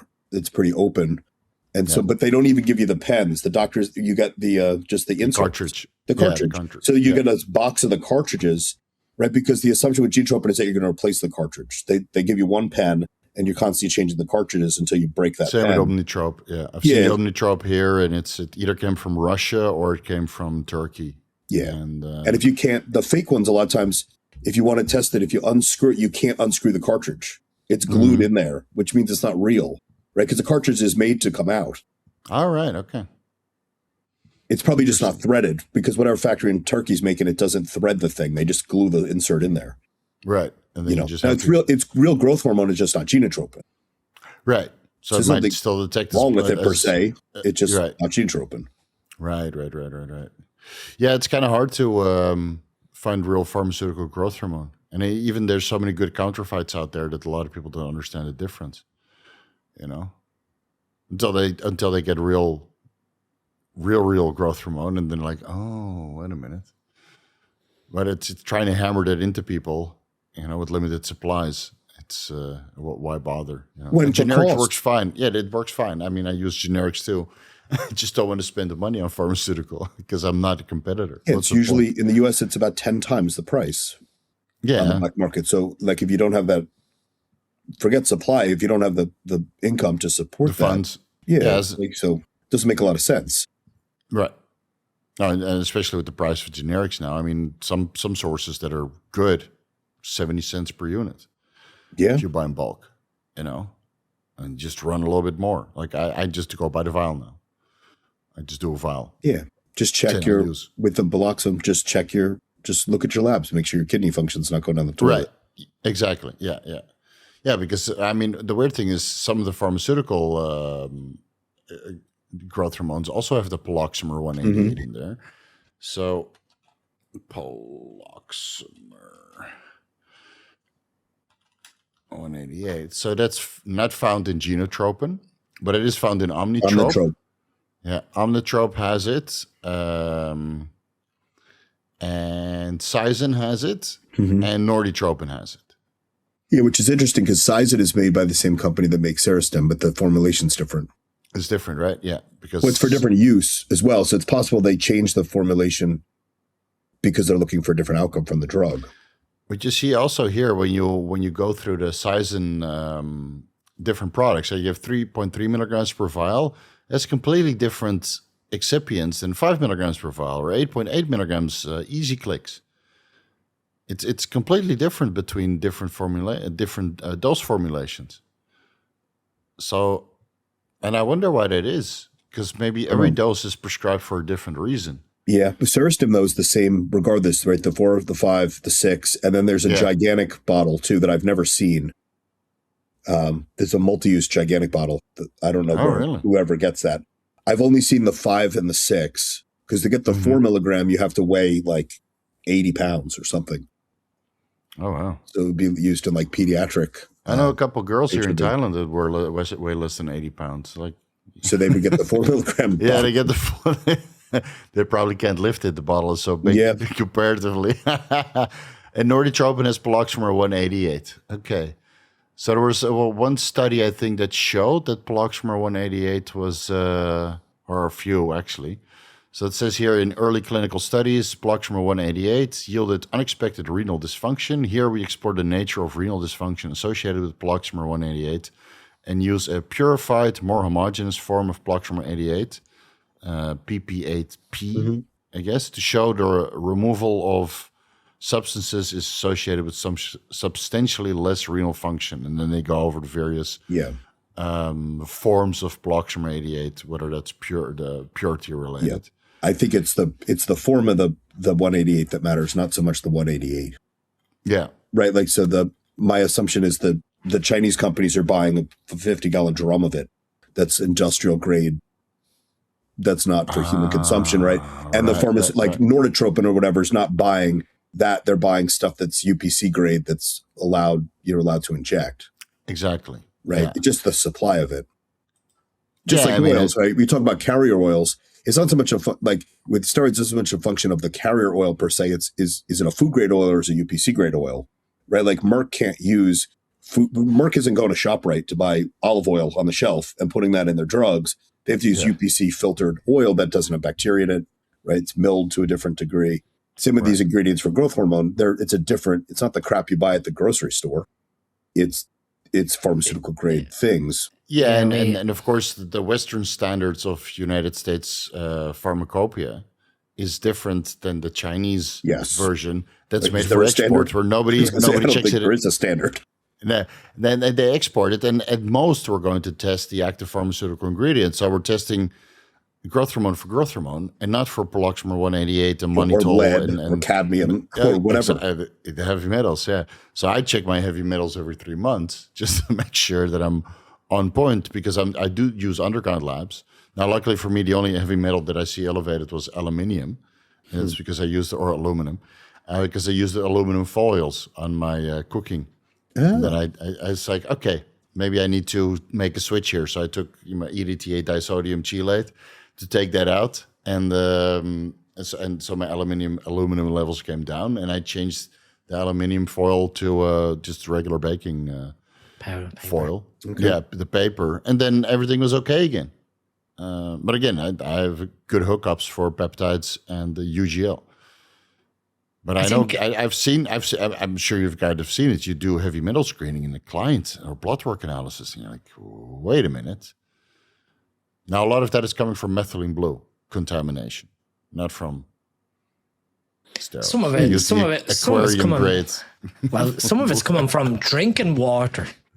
Oh yeah. Before, when we moved into this house, I done a heavy metal analysis on me and Morgan, and both of us came back high on arsenic. And obviously arsenic would be like dark chocolate, rice, like they're dietary sources of arsenic. But she wouldn't eat the same diet as me. So then I was sort of like, well, what's the one thing in common between us? Drinking water. And I was drinking water, the water from our tap at home, even though we were filtering it. You're not going to remove heavy metals without doing ion exchange. So obviously we upgraded to the reverse osmosis setup we have here. But like you're drinking water, if you're not, even if you're running drinking water through a Brita charcoal filter, you're removing some things that are going to adsorb onto the charcoal as it passes through. It's not going to remove everything. So drinking water can be a thing where you're seeing toxicity, where steroids out of the equation, your own drinking water, if you're drinking out of the tap, which I think at this point most people don't drink their tap water. Or no. Try and not drink. Did. Yeah, in Holland they did. But we have here a well, it's so I drink mine because it's out of my backyard. You have a well in your backyard? Well, I don't go in I'm not cranking up a bucket. It's well pumped. In the cold. And you're walking home, by the time you're home, it's frozen solid. I shit in an outhouse too.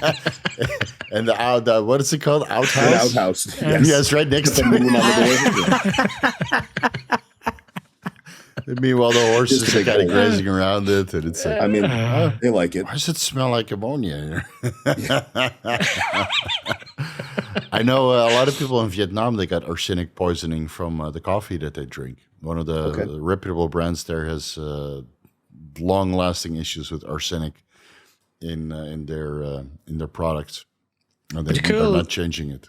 The cool thing about arsenic is the slow, longer exposure to arsenic that makes you sort of tolerant to it. So this was, similar to cyanide, where they'd like slowly build up their exposure to cyanide to offset like being killed by hidden cyanide poisoning, secret agents, whatever.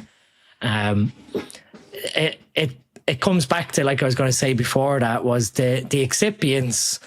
They're there normally to bulk out the pharmaceutical. Like if you imagine trying to have 2 or 3 milligrams of growth hormone like inside a vial, and then you're going to suspend that vial with a certain amount of fluids, it's a lot easier for someone to see a lyophilized puck of mannitol and other things like the phenol acids that are added for sterility, knowing that they're generally inert to the body. Now, obviously, the Proxima data shows that these excipients aren't like benign substances. You are injecting this substance into the body, but from a chemical perspective or a pharmacological perspective, they're relatively inert, that they don't cause a biological change. Like mannitol, okay, we might see some water retention or localized irritation from the mannitol, but it's overall generally benign. So we add these excipients in to bulk out and make it possible to be able to lyophilize something into an actual measurable weight. So because the freeze drying process, you need some binders. You can't just squirt the growth hormone in there and then let the fluids evaporate. It You need some sort of binder. Same as with any kind of supplement. I mean, look at the ingredients: magnesium stearate, blah blah blah blah blah. It's all in there to kind of bulk everything up, because 1 milligram or 20 micrograms of something is tiny. And that's like supplements as an example. You like for us when we're doing formulation and lab work, you're putting in like magnesium stearate or silicon dioxide as a flowing agent to allow the capsules to be filled. Otherwise, if it was just the raw ingredient, depending on the friction that ingredient causes a high flow, it could either clog the machine or it could burn, to speak. You'd create a high temperature that would destroy the supplement. Yeah. Mm-hmm. You know, you're trying to control the flow at a specific volume, and that's sort of where you add in these excipients to allow you to have like 20 milligrams of a certain polyphenol or whatever inside a 1 gram, 00 capsule. But you have to have those additives to get it to flow, because we tried it before we have a PM priming stack, which is a phosphatidylserine powder. And I thought, well, why don't we try and release it as a capsule version? And so we took the sort of the formula, which has 1.2 grams of phosphatidylserine per serving, to try and upscale that into a 4 capsule serving. So you're getting 300 milligrams of phosphatidylserine. And the machine literally just seized. All the ingredients basically just absorbed water from the air and just clogged all the machines. So basically, no matter what we tried in terms of like flowing agents, it was absorbing water from the environment and basically like crusting on the machinery. And then it made sense why, if you look at any phosphatidylserine capsules, they're no more than 100 milligrams, because that's the tolerable level for flow. But we thought we'd try, but 3 times they had to strip the machinery when we tried to run it, thinking that, this will... And blasting the dehumidifiers inside, it doesn't work? We tried everything. Tried slow filling, tried more excipients. It was the machinery was destroyed, full strip of the machinery, like the filling machinery. Oh, wow. Which then tells me, if anyone's watching this, if you ever see a capsule with more than 100 milligrams of phosphatidylserine in it, it's probably not phosphatidylserine. Interesting. Okay. That's interesting. And you don't think you could have a higher concentration in a place that's less humid? I don't. I mean, in terms of like a filling reactor, because obviously what you're doing is you're mixing everything, and then it sort of drops through a chute into a filling line. No matter what we thought about, it didn't manifest. But again, that's why when you look at companies who have phosphatidylserine as a supplement, I see 300 milligrams all the time. I didn't know this. But normally that's 300 milligrams with a 50% yield. So it's around 100 to 150 yield of phosphatidylserine. Okay. So this again, we were using 1.2 grams at 50% yield, which is 600 milligrams of total phosphatidylserine. All right, okay. But that's over 4 caps. Over 4 caps, it was still... Yeah, so it's still 150 each. Yeah, okay. It was still enough to cause hydroscopic issues. So that's where like your excipients, when you're trying to figure out your excipients, like with growth hormone, what's going to create the most stable compound for shelf life, but is not going to interfere with biological function in the human. And that's where like silicon dioxide and magnesium stearate are in most supplements with rice flour, because they're relatively benign, but we do know their physicochemical properties of like flow, absorption, humidity or water absorption, and you're able to then... starches, man. It prevents the absorption of like with rice, uncooked rice, resistant starches, and that prevents the absorption of micronutrients and medication. So maybe it's a terrible idea to put rice flour in there, but it's not cooked, so it should be okay. It's interesting when you get into this whole excipient science, but that's where like when you look at a generic drug versus a brand name drug, quite often there is excipient exclusivity or some level of intellectual property that they know surrounding the mixture of their excipients that makes their drug, the bioavailability or the absorption of the drug in the intestine more efficacious than a generic drug that's basically a copy paste of the recipe. I would like to see somebody test generic GH to see what's in there.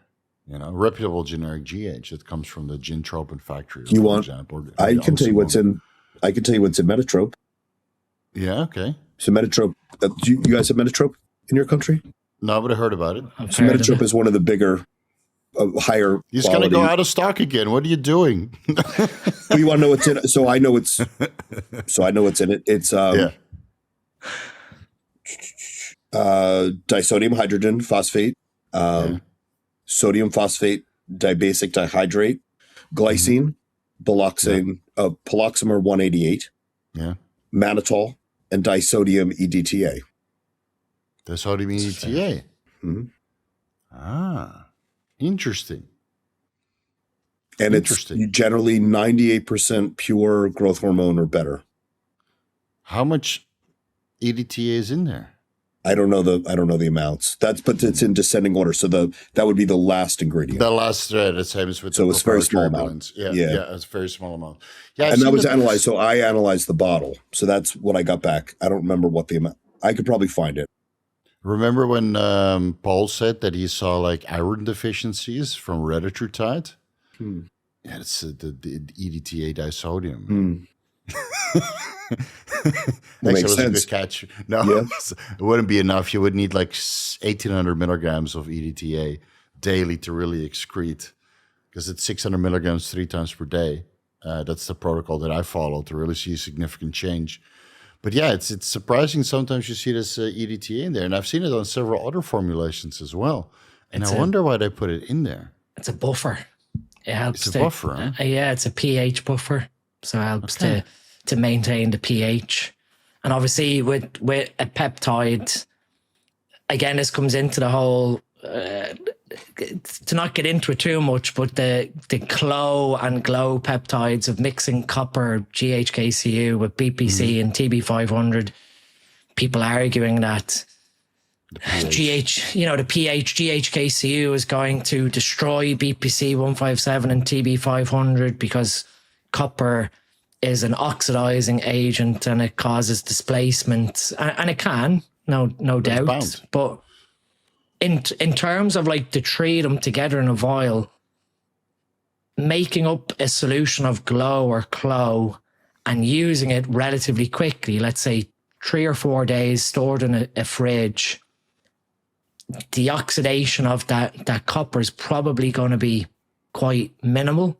That's not to say that the copper chemistry won't happen, but if we look at using bacteriostatic water, which has a pH of around 5.5, we look at the chemistry of the peptides and how acidic or how basic these peptides are. So you've got this value, the pKa, which tells you how acidic or basic a compound is and how likely it is to be dissociated. So if a compound is acidic, it will donate hydrogen. If it's basic, it will accept hydrogen. Like people think about acids and bases in a very different manner. At its core in chemistry, an acid is something that donates hydrogen, a base is something that accepts hydrogen. So if you're looking at these peptides then in terms of their stability, the excipients within the peptide, so if they're making up, GHKCU, TB500, BPC, they're lyophilizing it with these excipients like mannitol or sorbitol or whatever they choose, and you're constituting them with the correct pH. So again, bacteriostatic water, 5.5 pH.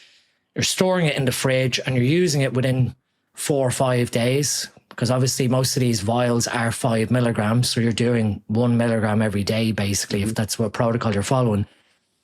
It's unlikely that it's going to get broken down, or dissociate. And again, we're looking at the bacteriostatic water being the buffer, which is controlling the pH of the solution to try and offset that breakdown chemistry. So when you add in something like EDTA, I don't know off the top of my head, but let me quickly just pull up Google. EDTA. In the meantime, when peptides denature, the solution turns cloudy. It's very easy to see. Or you get some flakes in the bottom, right? And when electrolytes or minerals react and oxidize, they usually change color. So you would expect the copper peptide to go from purple to green. Yeah, or from like that blue to green. Or something. Yeah, or something similar. Or also some mix of, the old Nokia color, right? A blue, purple, green Nokias. 3210, the indestructible Nokias with the dual tone, or the Matchbox cars. We all remember those. We're old enough for those. So you would expect some sort of color change, or like particles from the denatured. Like, I've mixed so many peptides together, and then sometimes you hit the lottery and the whole thing turns into a lava lamp of white. Like, I mix Norditropin with insulin, for example. Like 4 I use Norditropin and 5 I use insulin. I wanted to do it SubQ pre-workout. And then the whole thing turned cloudy. And like, there goes my $16 or $20. And I was like, fuck, man. So, and then other peptides mix well together. So the only peptides that I mix are the ones that are pre-mixed. Like, I got a TB500 and a BPC157 lyophilized formula here, or the Glow or the Clo. But everything else I keep separate. Like, when I did growth hormone secretagogues, Acromegaly, Tesamorelin, just inject them, in opposing body parts, SubQ. Keep some space behind it, And I sometimes you accidentally mix something, and you grab the same syringe, for example, like drawing. I prep all my peptide injections, and I start slamming them in. And then some things just don't mix well, right? So you would see it right away. If something denatures, it will happen right in front of you. So EDTA tends to keep your pH around 7.5 to 8. Okay. And most growth hormone solutions are maintained in a TRIS or TRIS buffer, which is EDTA based, to keep it around 7.4 to 8. Okay. I wonder what is, let's see, the pH of an insulin solution, just out of interest after Steve said it there. So insulin solutions tend to be around, that's probably why. Okay, so it's acidic. So it's acidic, yeah. Okay. So when you mix the two of them together, the acidic environment of the insulin solution started cleaving at the growth hormone. Which influencer out there was telling people to mix growth hormone and insulin together? Okay. Well, I think he was saying to mix steroids with it too. Yeah. Oh, yeah. Put your DHB. It was really GHB specifically. But DHB and almasteron. Use 2 grams of masteron with your growth hormone. In one injection. And stick it right in your bicep. All of it. All of it. Yeah. Localized effects. Yeah. And that's one of, again, touching on this, one of the G8 fragment, growth hormone to fragment 176.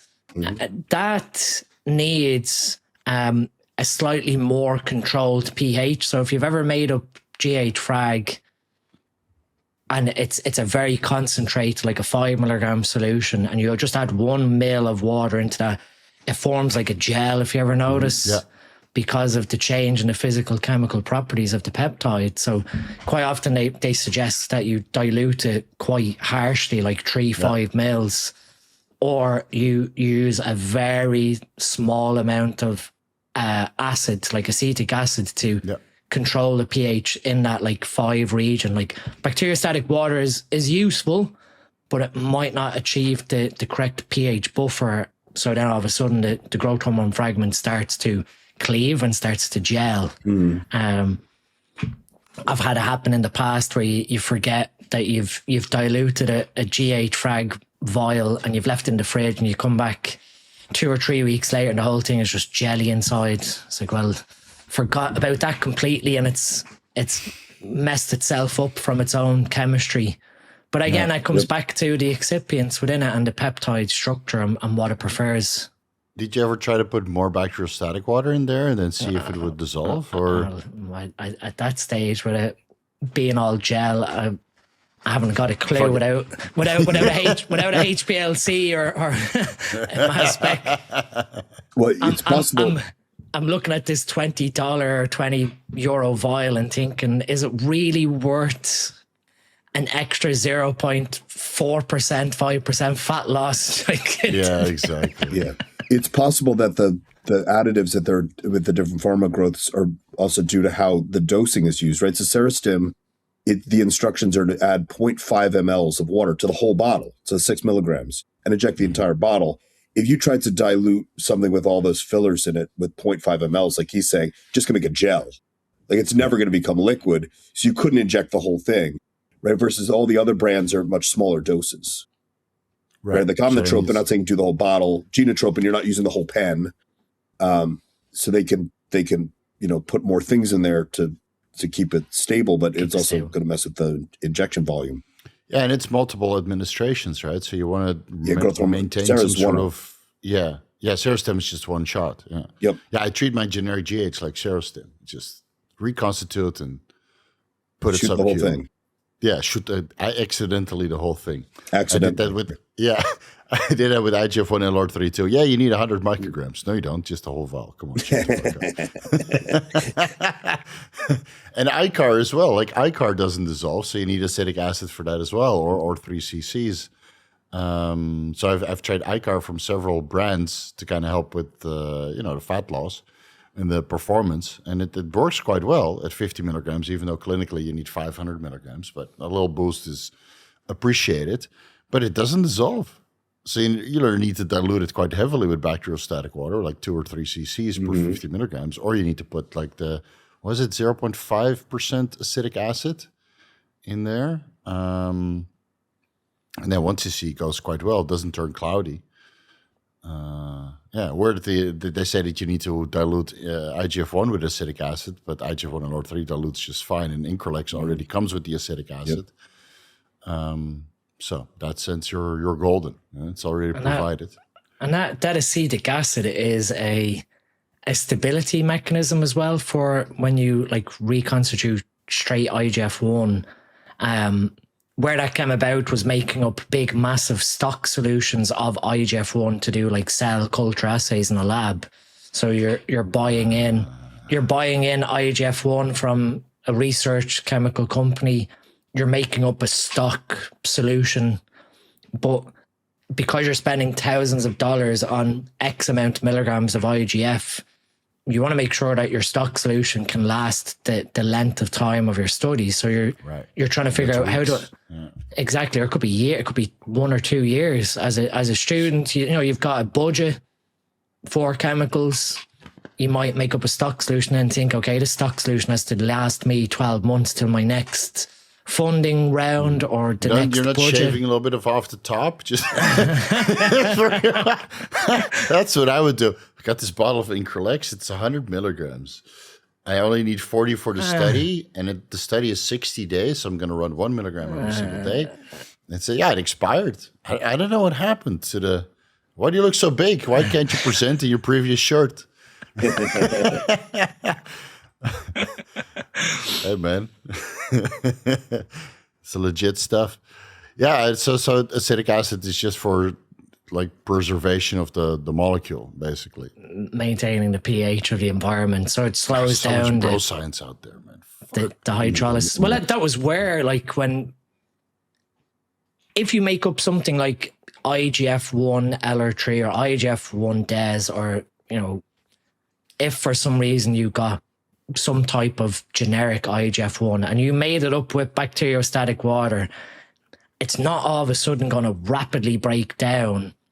But because of the stability of the peptide is influenced obviously by the pH of the environment and the acidity of the environment.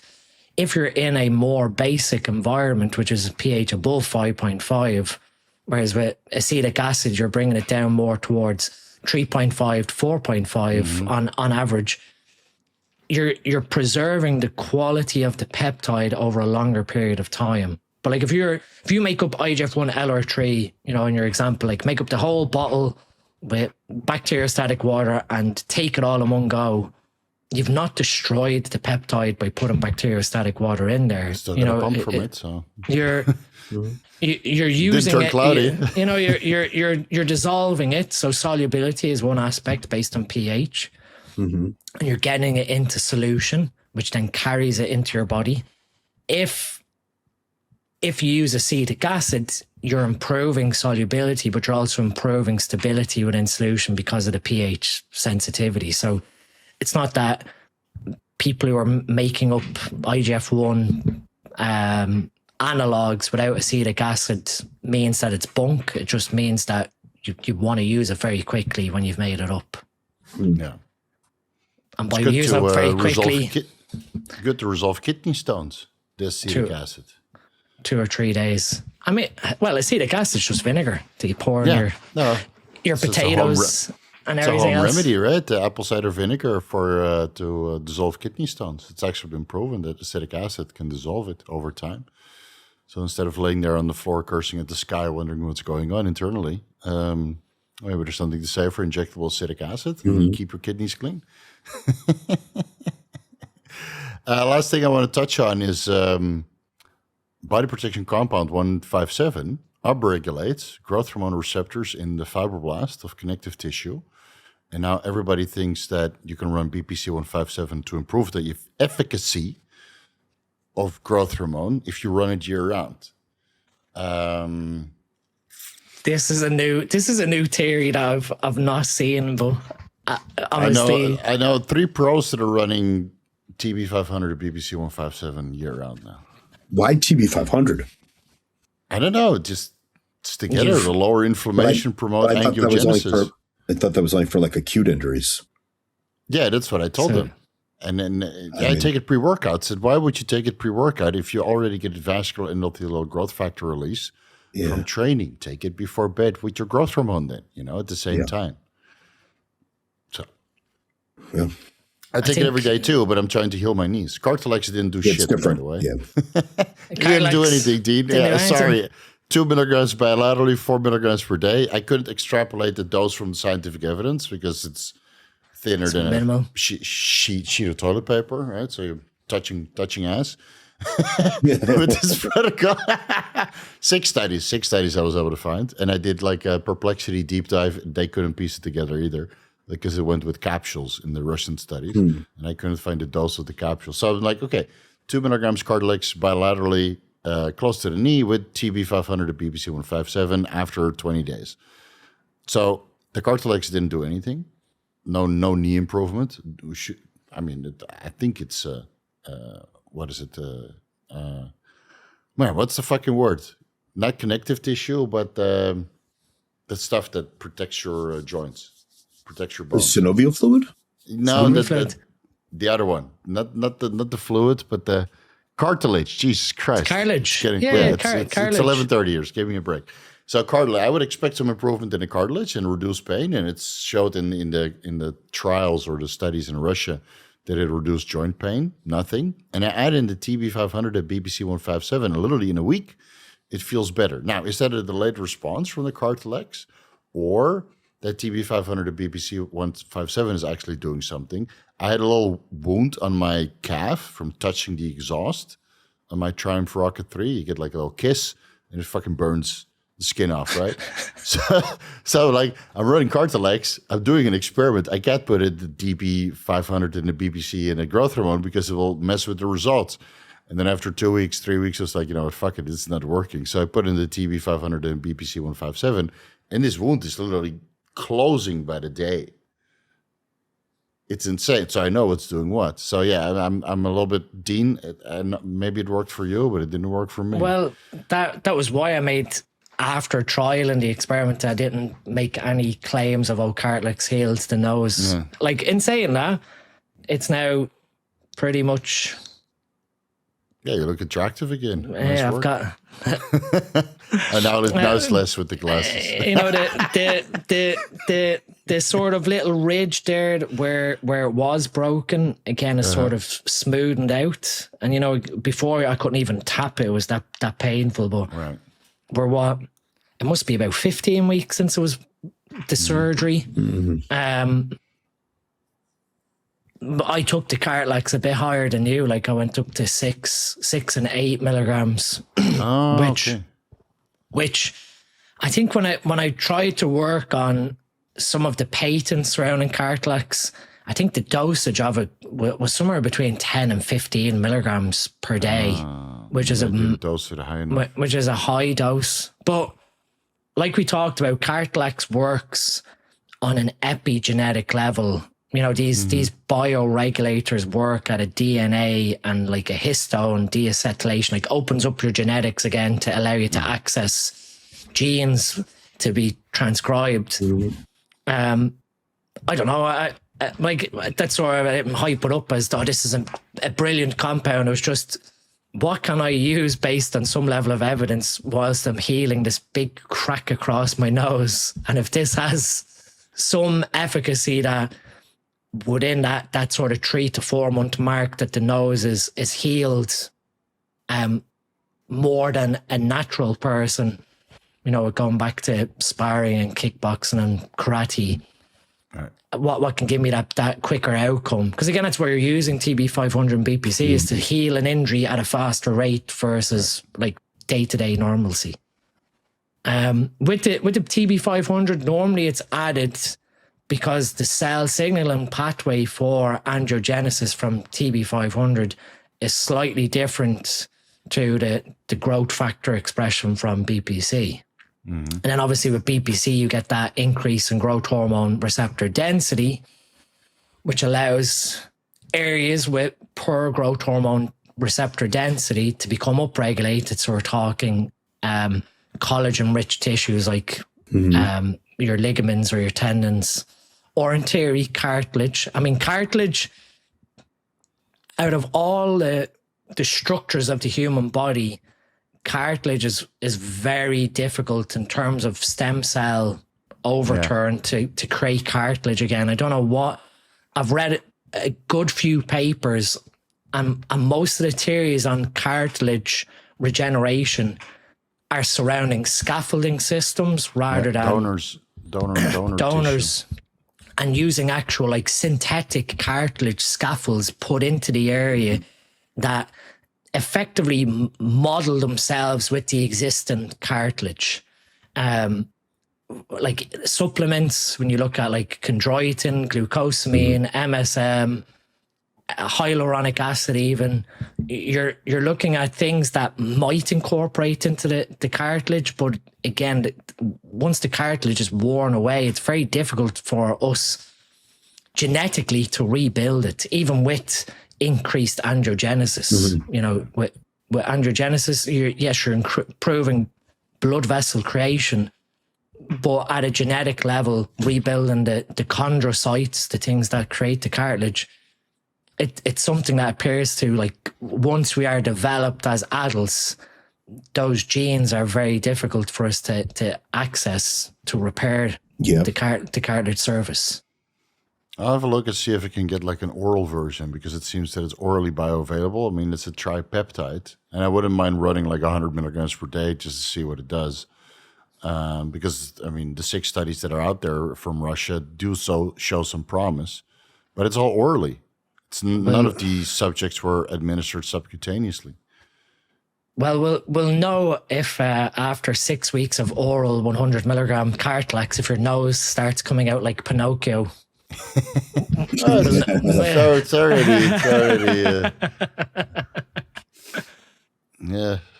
already coming out a little bit. It's very pointy. But that strategy using BPC and TB500 like prophylactically year round, I just see it as, on top of elevated IGF-1 being a potential recipe for... And mitochondrial peptides without antioxidants. Exactly. We're heading into danger zone territory. Yeah, that's. I'm happy that nobody has reported any cancer so far with this mitochondrial stuff. That's what I'm happy about, because like people are now taking like 400 milligrams SLU, and I know guys that take 10 milligrams MOTS-c and 25 milligrams methylene blue, and way higher dosages than we would recommend. But so far nothing. But maybe they spend all their money on these peptides and compounds and don't do the imaging. I just did an MRI 6 hours, 3 hours per day, 2 days in a row, and the worst thing I had was slight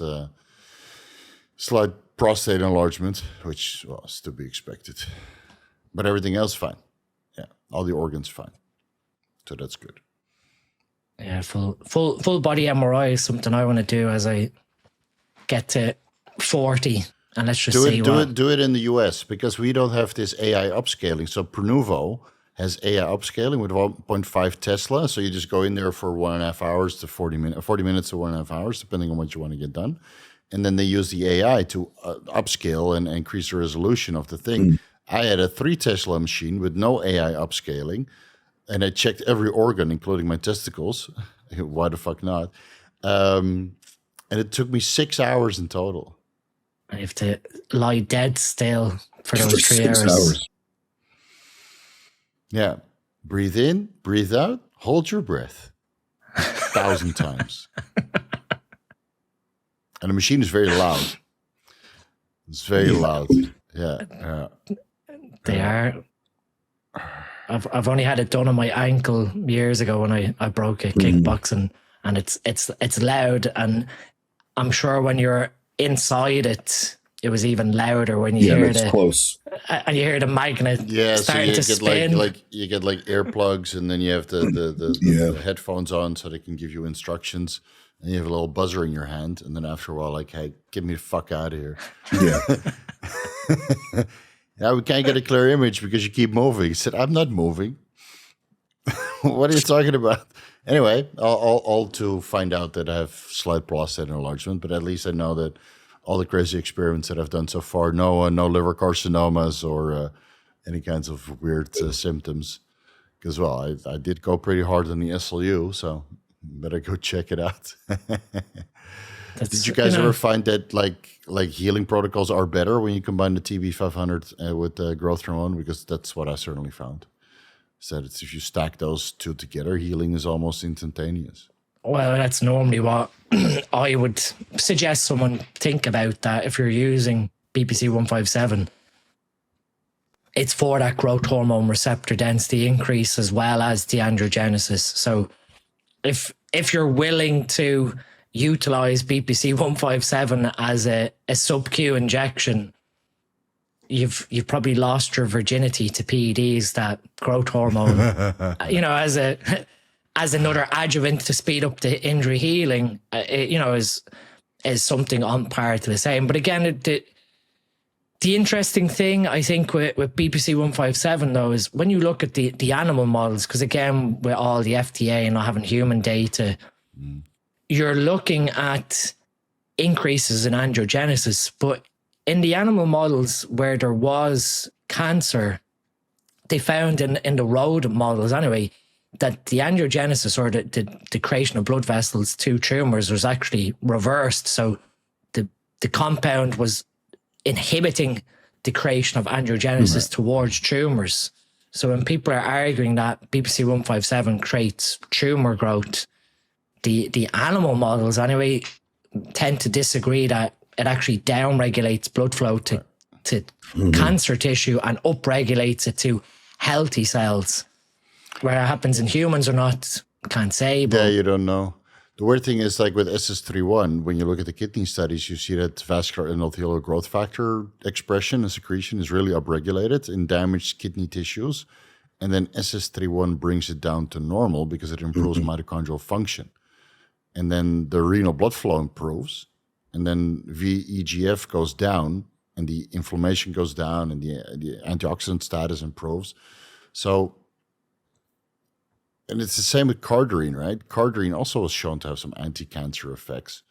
So it's sometimes a little bit hard to extrapolate what's going to happen in a human if you read these animal studies, because either it might be conflicting based on basic human biology and the results of the studies, or the studies in how they set it up might be pro-cancer or anti-cancer. Yeah, of course, it's not something you're going to fuck with when you do have cancer. No. A little bit of caution is advised. And I would still check your cancer markers if you're going to use these compounds that promote growth. And that's anything from insulin to Increlex to TB500, BBC157, GHK copper, growth hormone, etc. To check your cancer markers and do some routine organ imaging, because you want to be there early than stage 3, obviously. Yeah.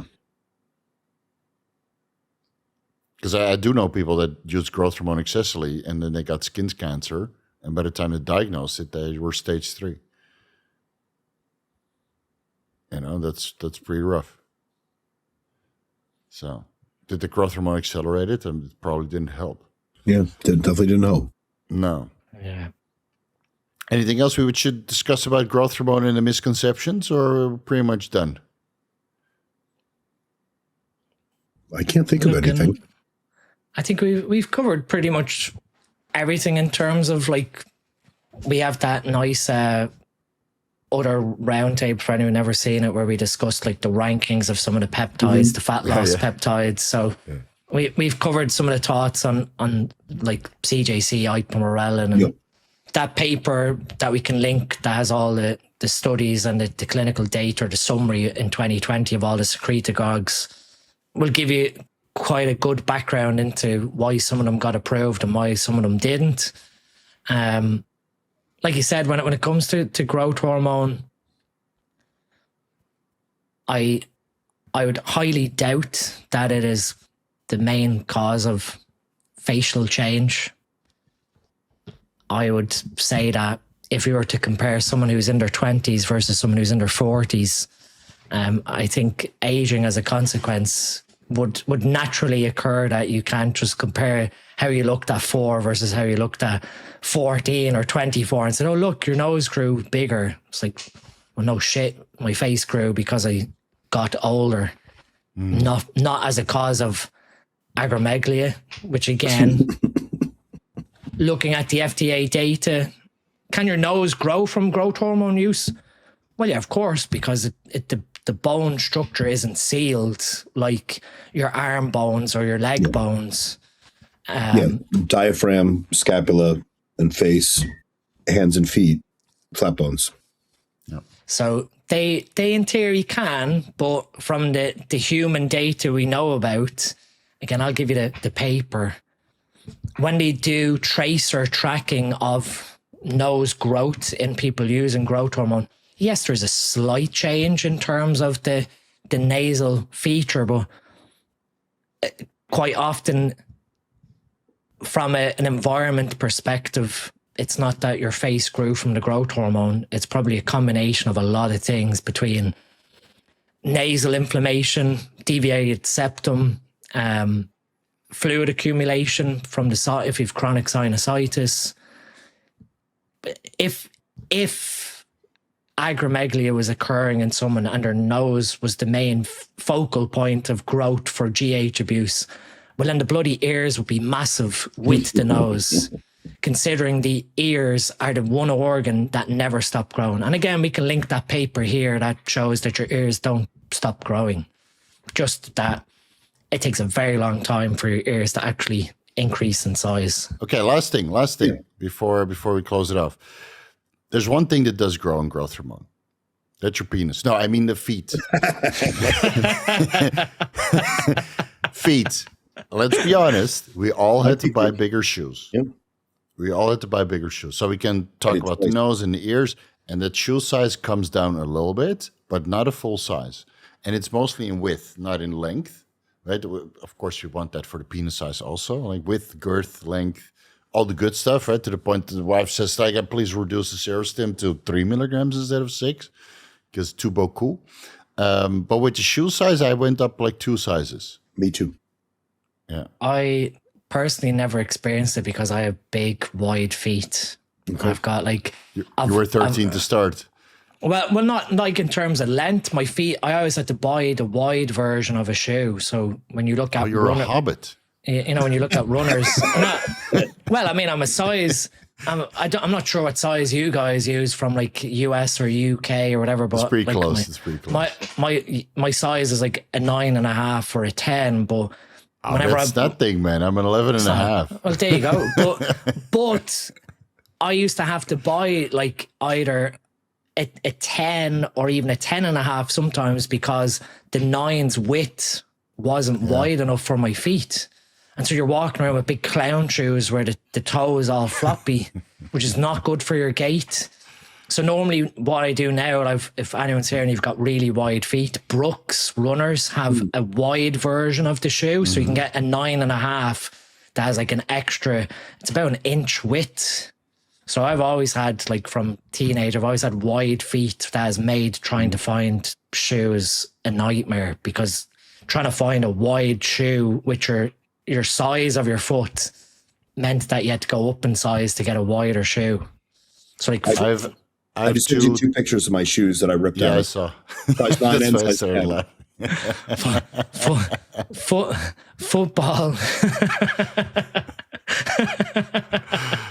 Football. Yeah, that's good.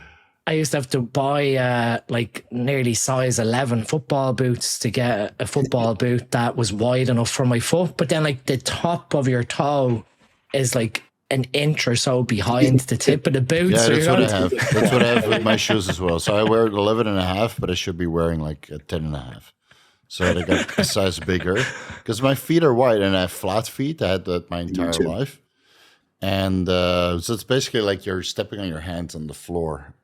It's super. I tell you what, Brooks, your hands grew. My hands stayed the same. Not the leg, not like the thickness. My ring finger went from a 7 to anywhere from like an 11 to 15, depending. I noticed that on my rings as well, and with the shoes as well. Like the difference between on-growth hormone and off-growth hormone is quite bad. So I bought my rings when I was on growth hormone. Then I'm a size 11 also, I think, or 12, and then now they fall off. Because I only take growth hormone once a week. Okay. Yeah, and it's the same with my shoes. I bought like super nice shoes in Vegas, like fancy, fluorescent, colorful, like a Nokia phone, like triple color fluorescent shoes for parties and stuff. When I was on high dose growth hormone, and now I need to wear 2 socks to fit it because it's just too loose. And that's again not actual shoe feet size, but water retention. Okay. But I did go from a 9.5 to an 11.5 since I started gear and growth hormone. Yeah, look at 9 to 11. Brooks Ghost extra wide runner. If you're looking for something that's really comfortable for standing at expos, they're the runners that most. Better order those. I got 3 days at the expo. Most medical doctors wear Brooks Ghost for long residency times. Okay. So they have a really nice air pocket in it, but they're nice and structured, so they're not like your typical like air cushion where you're walking on a cloud. I've seen those. The Brooks Ghosts are really nice. Every year, that's one of my non-negotiables. I'll get the newest Ghost runners and throw the other ones out. Okay, I'll have a look because I got 3 days at the expo at Chase Irons' booth. Omega Amino's code Vigorous. And talk about peptides, and it's going to be painful, that I'm sure about. All right, guys, let's wrap it up here. This was an absolute joy, as always, to discuss all the fun stuff about the growth hormone, all the tried and proven protocols, and all the bullshit that's out there. For the audience, suggest us something. What would you like us to discuss in deep dive next? Because I think we've done everything we wanted to do in 20 episodes. So now it's up to you guys. All right? But we're not going to talk about healing protocols. We've done that's enough. And the MK677 again. All right? So cool. no SARMs, no pro hormones, just real hardcore stuff, please. Okay? Thank you. Kurt, Dean, it's been a pleasure. We'll see you next month. Yep. See ya. Peace Cheers. out. Bye. Take care.